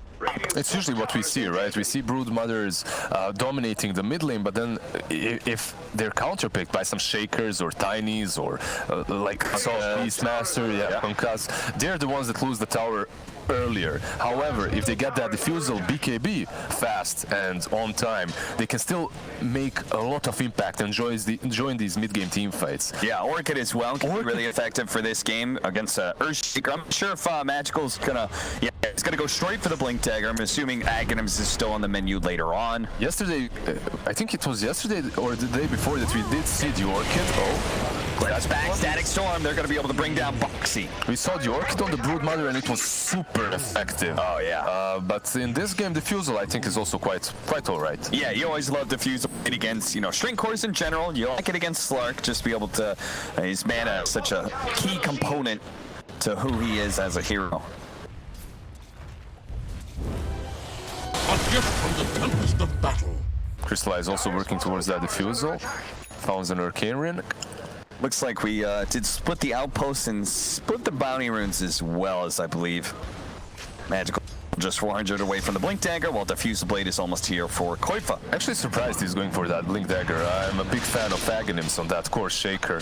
Oh, almost enough. Boxy, no untouchable just yet on this Enchantress, so he may still have a chance to be able to get the kill, but the heal is just too much. Boxy tries to get a swashbuckle, and he does get it this time around. And Boxy is one of those great Pango players that always has a pretty decent impact in these games. He's going for utility this time around. He has Turn around, double stun just to get him a little bit of distance away from this Broodmother. And you could see the way Koifa was playing that. Koifa, obviously an experienced Broodmother player. He moves only the hero onto Magical while he's farming with the Spiderlings. He doesn't want to give this Earthshaker a chance to use that echo properly. Yeah, and Insatiable Hunger's a very low cooldown, so you could just pop it kind of whenever you want. You don't necessarily have to get a kill, just put some pressure on them, see what happens. Especially when you have a couple of clarities, that Soul Ring as well, the mana isn't really an issue, so it's fine. Just pressure him a little bit and make him go back. So the Blink Dagger is online. How do you want Navi to set this up? Do you want someone to like run into mid and smoke Magical? Are you okay just to chill out for now? I think if he shows that Link, it's going to be bad, but if he keeps the courier behind the tower, Broodmother comes mid and then he sends it to himself, it could be really good. It could be super effective. But with this haste rune, perhaps they can even rotate with it instantly. There's a smoke with Ilias. There you go. Okay, now we gotta go for the Broodmother in the jungle. We gotta go for one of the side lanes. They don't have any vision in the jungle, that's the thing. Yeah. Now, and you can see that Koifa is very careful, and he's scanning, he understands exactly what they're planning to. Yeah, Magical hasn't left the lane. He's always been showing himself this entire time. Why is he missing now? Well, exactly. He's probably got a good idea of that, and they are going to be able to find that ward on the high ground. They try and get a vision of that medium camp that's so often farmed by mid laners, but Koifa, again, has these spidey senses to know not to be there. I think that's a small mistake maybe from Navi, the way they smoke, because it's so obvious. It's a core shaker. One of the problems of a core shaker is if he's not on the lane, you know that he's making a move somewhere. He's not farming the jungle. There's no reason for him to do that, especially around this 12-minute mark. Glimpse back onto the Treant Protector. Finally, Pasha is like, you bullied me throughout my childhood. And now, I mean, he's still ahead of the Pango. He's going to have a decent recovery in this game. Bottom lane, Mickey. He already took the offlane tower, and now he looks to take the safe lane of Navi with that maxed out Diabolic Edict and the early Boots of Travel. That is something that Navi are going to be really worried about. Against a Broodmother and a Leshrac, all semblance of map control is going to be out the window unless they can fight them in soon. Yeah, and they need map control. They need to make this Slark and Shaker work, right? And they won't be able to do so if there's no vision on the map, and right now there isn't any. Shaker didn't really manage to make anything with that 2 minutes rotation. He just went back to the mid lane, and maybe now he can rotate back bottom. He still has that haste rune. Navi do trade safe lane towers here, but with Liquid being a bit faster, they have a chance to make a move down here. But Magical, he's here to run in front of him. He's going to be able to jump on top of Insania. Double hit from the Enchant Totem. Makes an easy kill. Glimpse back on a Mickey as well, but he found an Invis rune. He has travels and the Invis rune. It's very difficult to take down, to catch. So that haste and Blink Dagger reveal is on a position 5. So not really the best way to use a core shaker so far, but he's farmed really well. They have pressured this mid tier 1. They haven't lost the mid to the Brood at all, but I'm worried for them. Koifa has almost 8,000 net worth. The Diffusal Medallion is there. He's moving towards the BKB. I don't think he even needs to fight before the BKB. Once he has it though, it's go time. Yeah, you fight with that and fight with the jump back to Boxy, instant Echo Slam, the overgrowth out from Taiga's trying to slow down the damage, but it's not enough. That's much better. Moving towards that top lane, following up with the pounce from the Slark. They get a really nice kill there on Boxy. And they need this Slark to have a good game too, because they picked this Slark into a Leshrac, so he's going to need one of those BKBs around the mid game. He won't be able to stall it up very long like many carries do, right? They're like, let's go 4th item BKB. In this game, you got to pick it up BKB early. at all on some heroes right now. he needs to get it very, very soon. I don't think he can go for something like an Aghanim's. You're also playing versus a Brood Mother. You need to get it. And there you have it. Second item, BKB, is on the docket for him after the diffuse blade. I love the clumsy net on Slark, by the way. I talked about the clumsy net on Lesh. I think it's one of the great items on Leshrac to get early on, but on Slark it's almost just as good, if not better. Look at that. Good setup. Insania, he puts the Q onto Boxy, and then Boxy, you know, just chases down the Viper. Eventually, they get that big nuke. It wasn't really needed too much. Insania, when he started playing, Oracle was one of his most played heroes on position 5. He would literally be in every single pub of mine, and he would narrate everything that he is doing. Stag Storm, okay, that's going to kill a lot of creeps and a lot of spiders, but is he going to win the fight? Don't think so, because Boxy, he's on top of Disruptor. Koifa going to join him for the kill. Meteor Hammer to finish off the tier 1, and Liquid are in full-on blitz mode. They are running over Navi. They got that Pupil's Gift as well.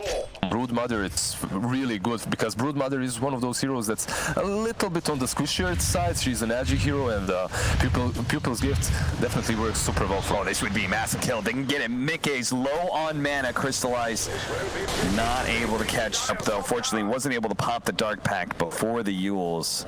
I think that Static Storm usage is really telling about Navi and their strategy in this particular match. They just want to delay until Slark is online, perhaps Agnes is completed on that Shaker. Also, one big problem for them is this Viper. Even though he did recover, he almost has the same net worth as Shaker, which is concerning a little bit. Yeah, he's still a hero that needs to be in front, you know. He needs to be tanky. He needs to have more items. He needs to bring this utility when he's played from the offlane. Philosopher's Stone for Pasha. That'll help them.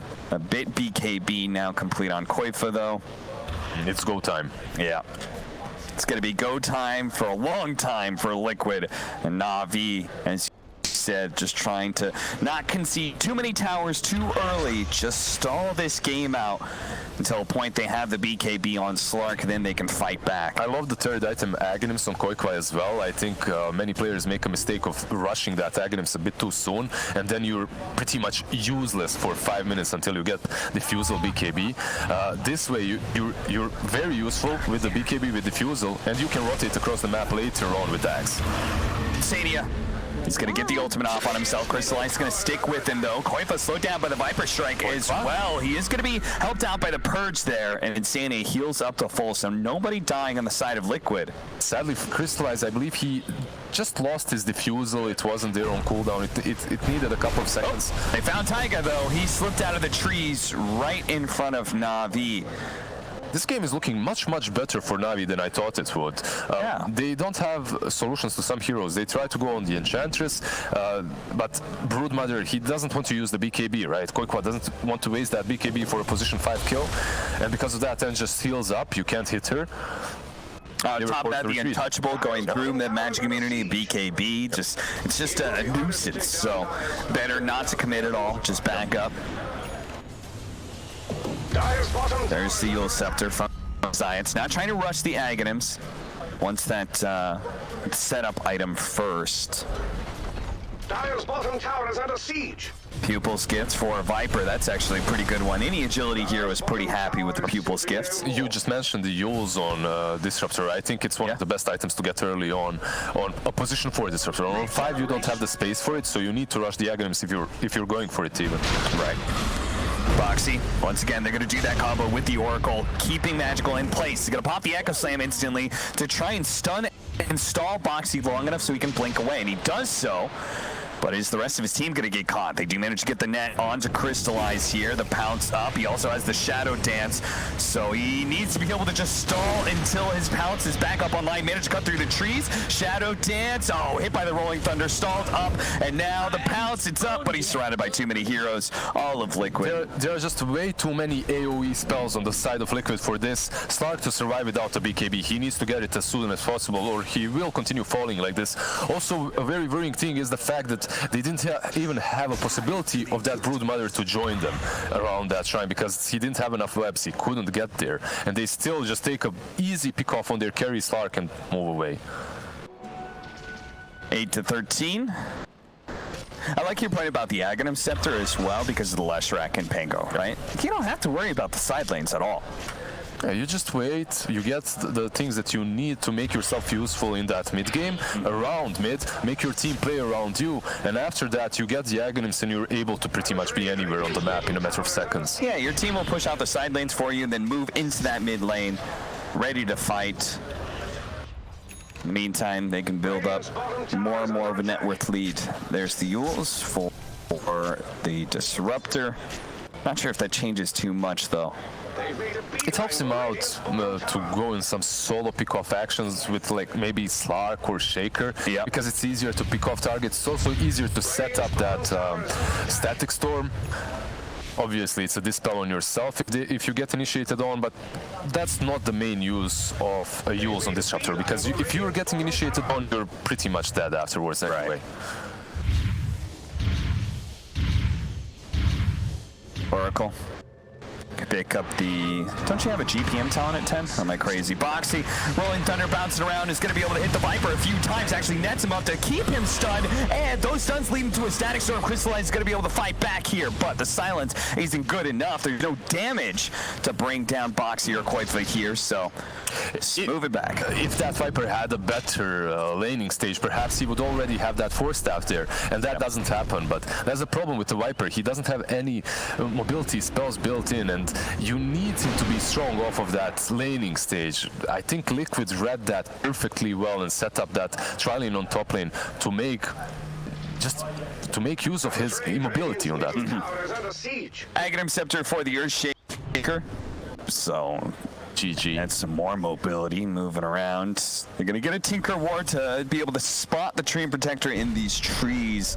As once again, Liquid are doing something very similar with their tree. Just he's off on an island, pushing in lane. Mid lane is where the action's going to be as Bo3 tries to get a little bit closer with the shield crash. See if they can finish off Zion. Zion's out of the webs until another web spawns, so the spiders can pursue the kill and they'll get it too. They'll give up a lot of spiders, but still worth it. Ilias also TPs there, tries to mech him, but it's just not good enough. And you could see that he almost managed to save himself with that Yules, but it just isn't good enough. This chapter is sort of a hero that has to be in perfect positioning.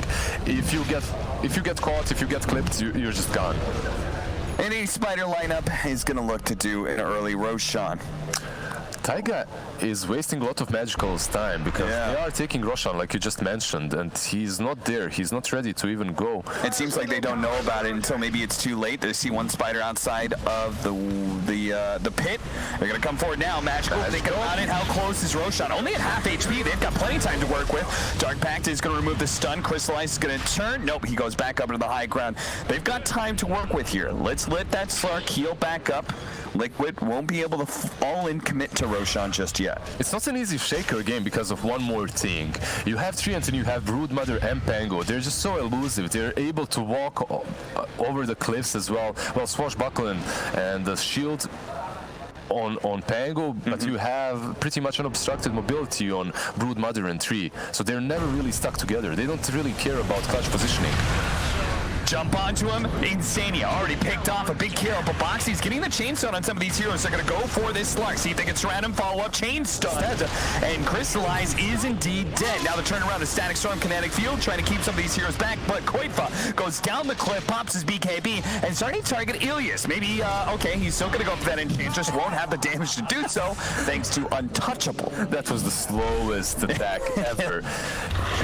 I don't think Koitva knew about the BKB interaction with the new Enchantress. He pops it and tries to hit him, but it obviously will not work. Yeah, it's one of those situations where, like, he didn't have a good target at all. You know, he didn't need to pop the BKB at all. Can't go for the Enchantress or the Earthshaker at this point as a Broodmother, so it does mean those two pickoffs, especially that kill on a Crystallize, that's going to be enough for them to take Roshan and get an Aegis for Mickey. Okay, I love this. I think Koitva is very difficult to take down. He has that BKB, almost has the Aghanims completed as well. The courier is already here, 50 gold remaining. And Lesh is probably the main target for Navi to take down easier. Taiga farming so much with his Meteor Hammer that he now has a Blink Dagger, so he can join his team and be a lot more effective in team fights, getting the positioning for Overgrowth. Fraggy code picked up by Pango right now. He can carry it, he can also give it to Lash. Probably, I think to Lash, right? It's such a good item on him. If he has item slots, that is. Yeah. Yeah, I would agree, especially since, like, when he is initiated on by the Earthshaker, it's going to come with a lot of physical damage from that enchant totem.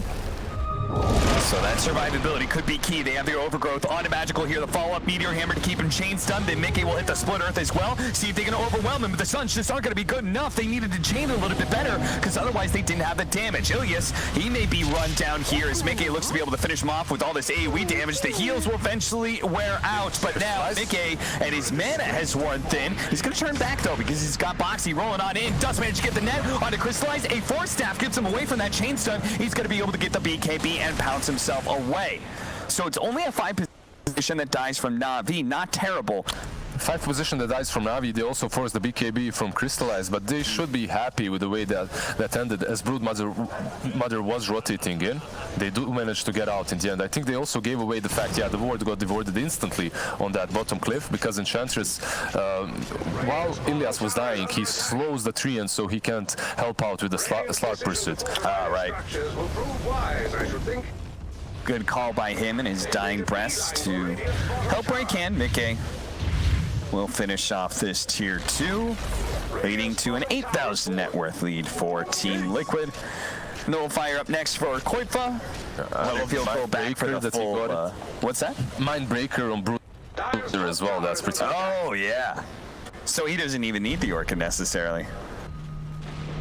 Radiant's middle tower is under attack. This is really difficult for Magical to do. Usually you want to be the Shaker that's just super elusive, hiding in the trees, waiting for someone to outpush. But in a game such as this one, you're playing versus a treant, right? And he can be there in those same trees. And if he finds you, you're most likely just dead. Especially since, like, your mobility also plays into your strength, where, hey, they're going to run out of stuns and I'll still be able to jump away. But they have so many chain stuns, Overgrowth, Rolling Thunder with the net, which is like 5 seconds to disable. Once you roll on him, then net him, and then just keep stunning him. Then you've got the follow-up of the stun from the Leshrac, and then you've got the Q from the Oracle. Like, those are all good lockdown abilities for an Earthshaker. Yeah, that net is super good. Oh, he gets out.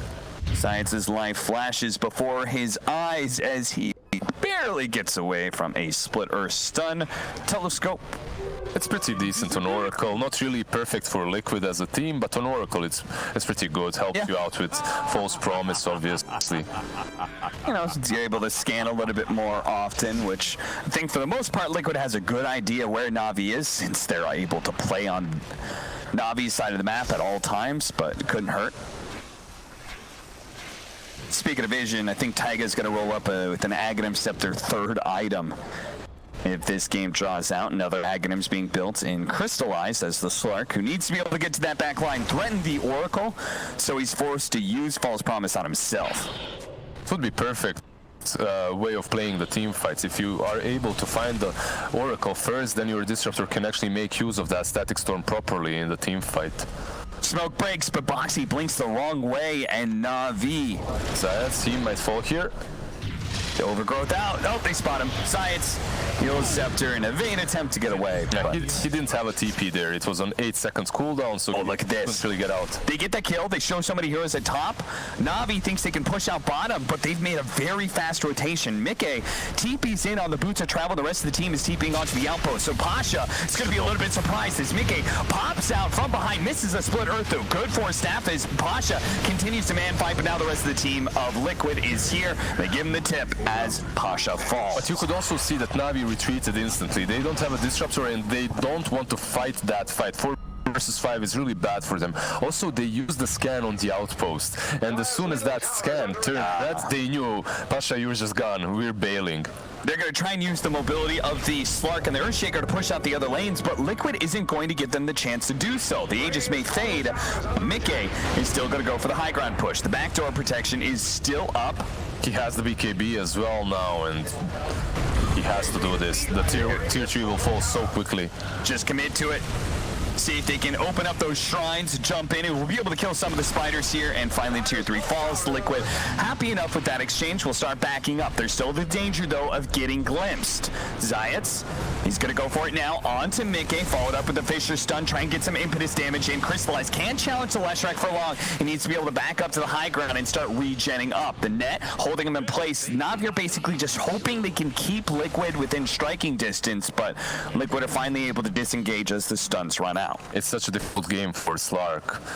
Cap, he can't really initiate in. He can't go in without popping that BKB. He's also afraid of so many stuns that can go his way and just blow him up before he's able to use his ulti or the set BKB.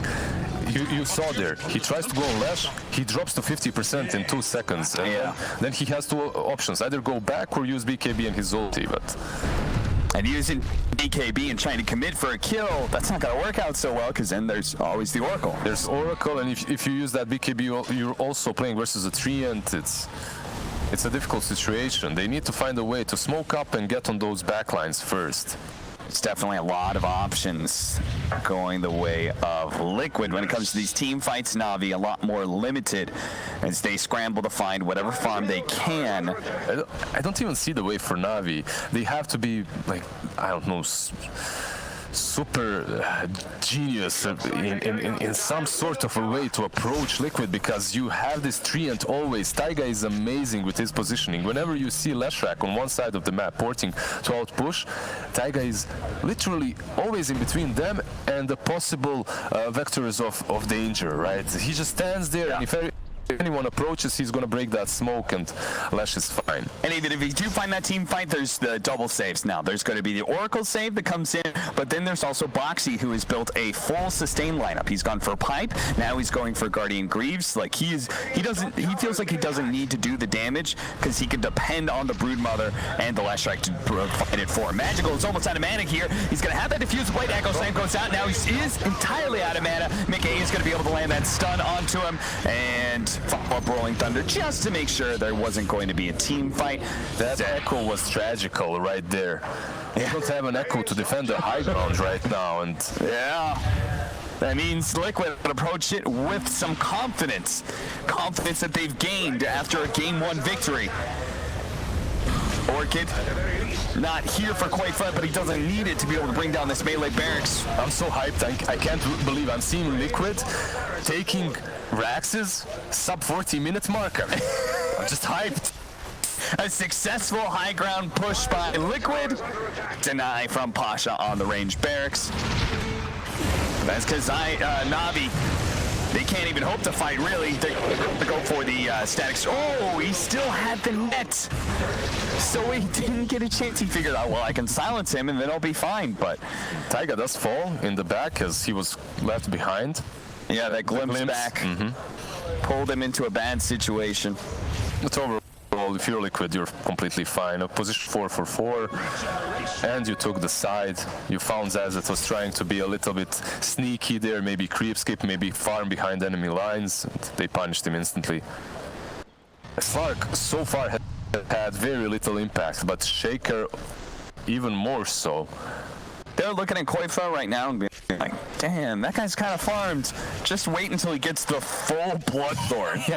It's just sitting in his backpack right now. He's waiting for the completed item before he sends it out. Yeah, you don't see this very often. A Bloodthorn is one of the most expensive items, if not the most. It's just, he's just chilling in the base. I don't need this, guys. Yeah, healthy amount of net worth came their way after taking the, getting a pick off, then getting tier 3, Raxes. There's Roshan available for Liquid as well. That's where Navi finally has to say enough is enough. We can't concede all of these objectives. We have to fight somewhere. They're able to do so, though, as they're still severely lacking in core items. They're so behind. I don't think it's even the items, it's the way they need to approach these fights. They need to initiate on this Oracle somehow. But for that to happen, they need to fight on the enemy side of the map. They're riddled with these webs, and there's just way too much map control coming from Liquid there. It is a very nasty combination. The Train Protector to be able to play front line and give you lots of vision and information, and then the Oracle to play the exact opposite, way in the back line and playing off of that vision that Tree provides. Then you've got some nice frontliners. Leshrac, Mickey, never afraid of running at the enemy. Usually what you do in a situation such as this one as a team, Aghanim's on Disruptor is very big. This is go time. But to make use of this Aghanims, they need to create chaos in these fights. Someone needs to go and just look stupid. Go in, force some spells out, force some BKBs so that they can follow up afterwards. It's going to be crystallized. He's going to jump onto the Leshrac, force the Eagle Scepter immediately into the Static Storm. So they're going to be able to catch on him. The Overgrowth though, they're turning around the Rolling Thunder, trying to get some control. Magical though hits the X right to be able to finish off. Okay, that's going to be enough. Now Science hit by the Rolling Thunder. The follow-up, Koifa is going to try and chase down Science and will be able to do so, quickly eating him and turning him into babies. But Boxy backing up as both Pasha and Crystallized a little bit too scared to challenge just yet. They're going to wait for that Shadow Dance to wear out, then they're going to strike again. Pasha, he's going to be left behind here as the rest of Navi fully retreat.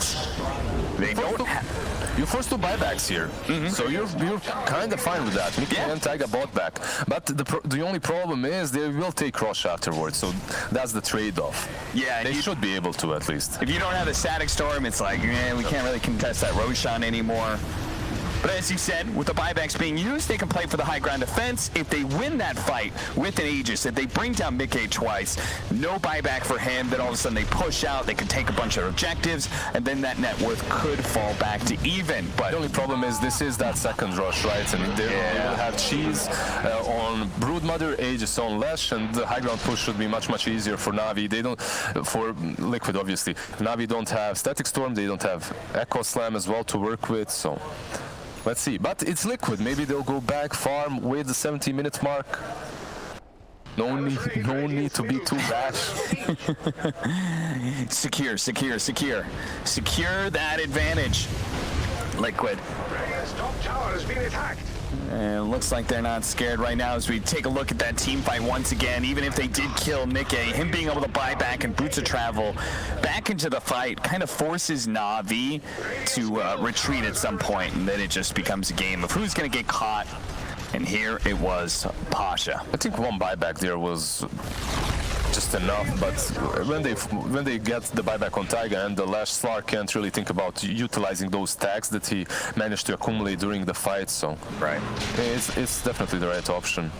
Pasha not going for the 90 damage because he's not right-clicking very often. Fortunately, Fisher is going to stop the chain stun here, and he will be able to turn around and get off that Viper Strike. Slowing him down enough. Okay, pounce in, pounce out. Slow down. Pasha is still going to be rolled over by the Rolling Thunder. They're going to be able to get the chainstone on the Science as well. But Magical into the back line. It's going to be able to bring down Insania before the saves can come out. That means that Leshrac on his second life isn't going to be able to have that save unless Insania can get him fast enough. But he can't. He doesn't have a TP. Boxy pull back in off of the glimpse. They're surrounding this heroes, but Mickey with the BKB is doing so much damage. They've killed Mickey. Oh no, or rather Magical, and Pasha's going to be taken out as well, as this damage from Mickey is too much for them to be able to handle. Yule Scepter on out. Koifa protecting Mickey. Pasha coming back in with a buyback as he starts laying out some damage. Mickey is dead. No buyback for him. Glimpse 2 minutes down. Glimpse back. Can they get him with the kinetic field? They do have it up. That means the Broodmother can't go anywhere, and Crystallizes back with the pounce. He's able to get him. Maybe catch more as well. So another pounce is up. Taiga trying to get away into the trees. He is laying more and more out. The pounce misses. Blink up in 5 seconds. And it looks like the team... Oh, they caught Insania as well. He also bought back. Insania was trying to make his way back. He's going to TP home. Is that Fountain actually? No, yeah, he can't get away. With the glimpse as well, he's just dead 100%. Lash is dead. Insania is can pressure the tier 2, perhaps even pressure the high ground if possible. It's only Pango and 3. I don't think they are capable of defending that. Gee, this is why Liquid forced it to 70 minutes plus. They wanted to build up the advantage. They didn't throw it. Oh, no! Bounce. Boxy. Oh, flashes. Oh, he got the glimpse. From where? Oh, what a godly play. Look at that. Science laid a war behind the base and spotted Boxy. Sadly, he won't actually get the kill for his team as Boxy was able to get away. Close call twice in a row for him. Yeah, but such a great play still. Such a great play by Disruptor to get that glimpse over there. Okay, well, Taiga, he's going to force a hero back at least, pushing in that top lane. No, that was really good. Oh, Magical. does he have detection? Oh, he does have detection. There we go. But he was on the wrong side of the trees. He's going to be jumping forward, but Taiga is just too fast. When you think about it, Bo3 created so much space that they only high ground, and perhaps they will take this tower, maybe pressure in the Raxes. Let's see, Broodmother is up in 3 seconds. They need to take the tower. If they don't, Treant will just heal it up again. Right, that's enough, I believe. Yeah, they will go back afterwards. They also see the double damage rune on the top lane. The shrine is opened up. The bounty runes are there. Some words of ill omen from the panel, from Shiva specifically. Does it really matter if Liquid gets an advantage if they can't break that high ground? Liquid still hold 11k gold lead, and they still have a clear win condition. Backs were used on Navi. They just win one fight here, and then Megas are probably theirs. But if they lose the fight with a Static Storm coming out, Rolling Thunder going to be able to deal a lot of this damage, and there's going to be the save from the Oracle as well. Mickey should not be dying here, as they're throwing a lot at him, but now he's going to pop his BKB in turn. Look at all heroes stuck up in the Rolling Thunder. Rolling Thunder, this is boxing, bouncing around like a pinball, setting up all these heroes. He echo slams for once. He still had the BKB going on. They're going to be able to glimpse back somebody here, but Pasha is going to be controlled up. 3 dead on the side of Navi, one of whom does not have a buyback. 3 dead, but oh man, Bo3 with that instant reaction. They use the Yule Static Storm onto the Lash, but don't fear, Bo3 goes in, he sets everything up, then he goes into 3 of them, uses that net so that he stuns them once again after all is said and done, and easy defense by Liquid. Can Navi hold in a 4 versus 5 here, especially since they don't have the Static Storm? No Static Storm up on Nicky as well. They're gonna poke at him, try and steal a little bit of stats for the Slark. Any glimpses? No.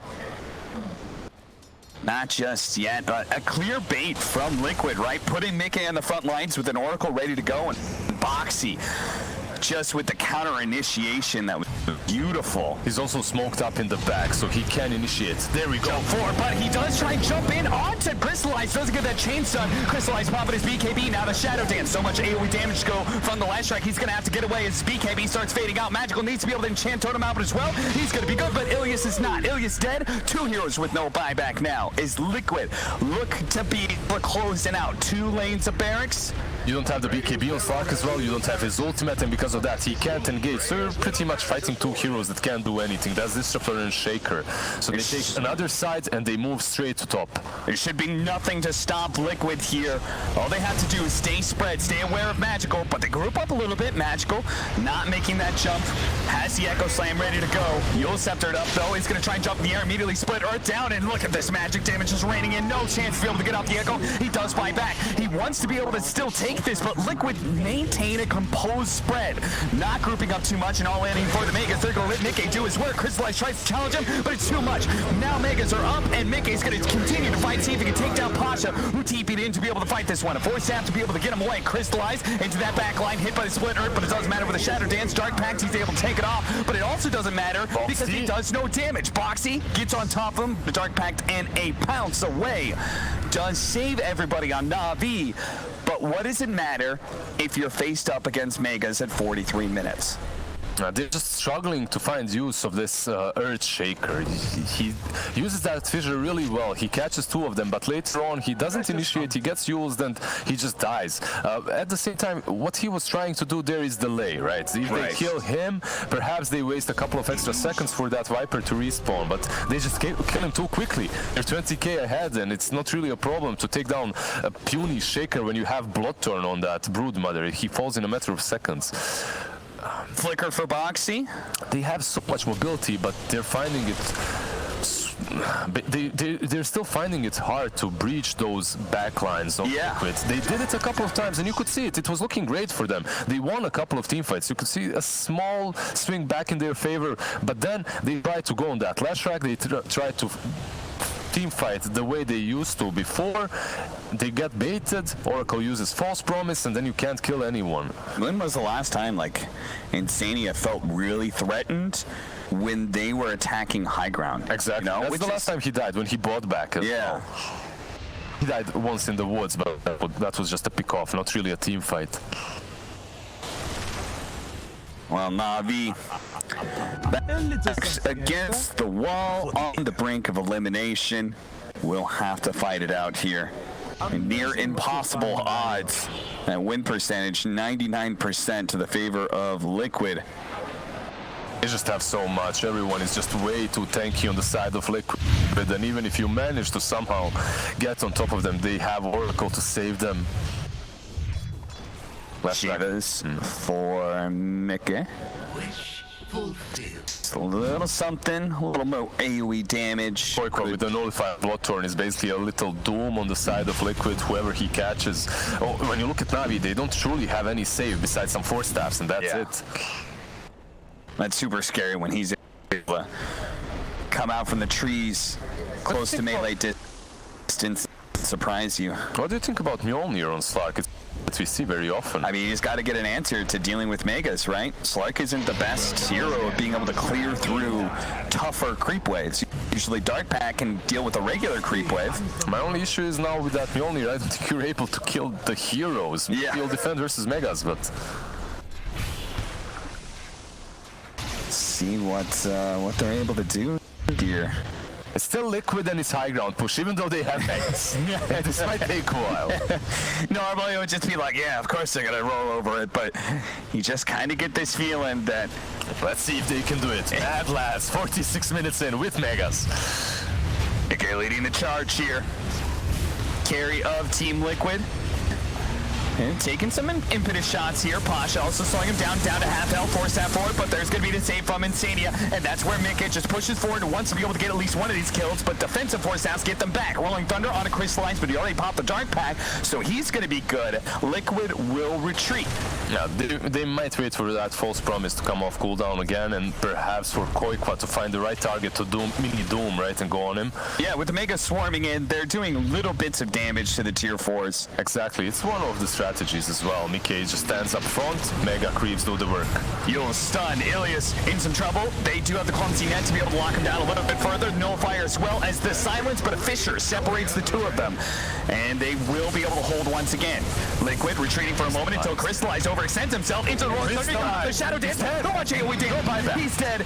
No buyback for 90 seconds. Foxy's going to bounce back into Pasha here in a second, but on the upper side, Magical trying to go for the kill, but the echo damage just not going to be good enough. Insania with the reset. Now Koifa's going to be able to pop his heal for the full heal, and that's it. Navi is out, and Liquid do manage to crack the high ground 2 times in a row, and moving to top 8. A while in that first game, they took their time, took them about 30 minutes to really close out the game, but in the second match, they did show true decisiveness. They had that Brood and Lash, they just moved the hell onto that high ground with the backup from Boxy and Oracle. There was literally nothing Navi could do. I just have a feeling they didn't utilize that Shaker the way Shaker is usually used. He had Agnes and Blink Dagger, but it felt like he had no mobility items to get to that backside. With the Viper off lane as well, it just felt like Navi was out of their comfort zone from a draft from Liquid that certainly put them in a winning position. Liquid, as you can see, very excited to be able to triumph there. And you know what? At the end of the day, we give them a lot of crap about, pushing high grounds and the memes there.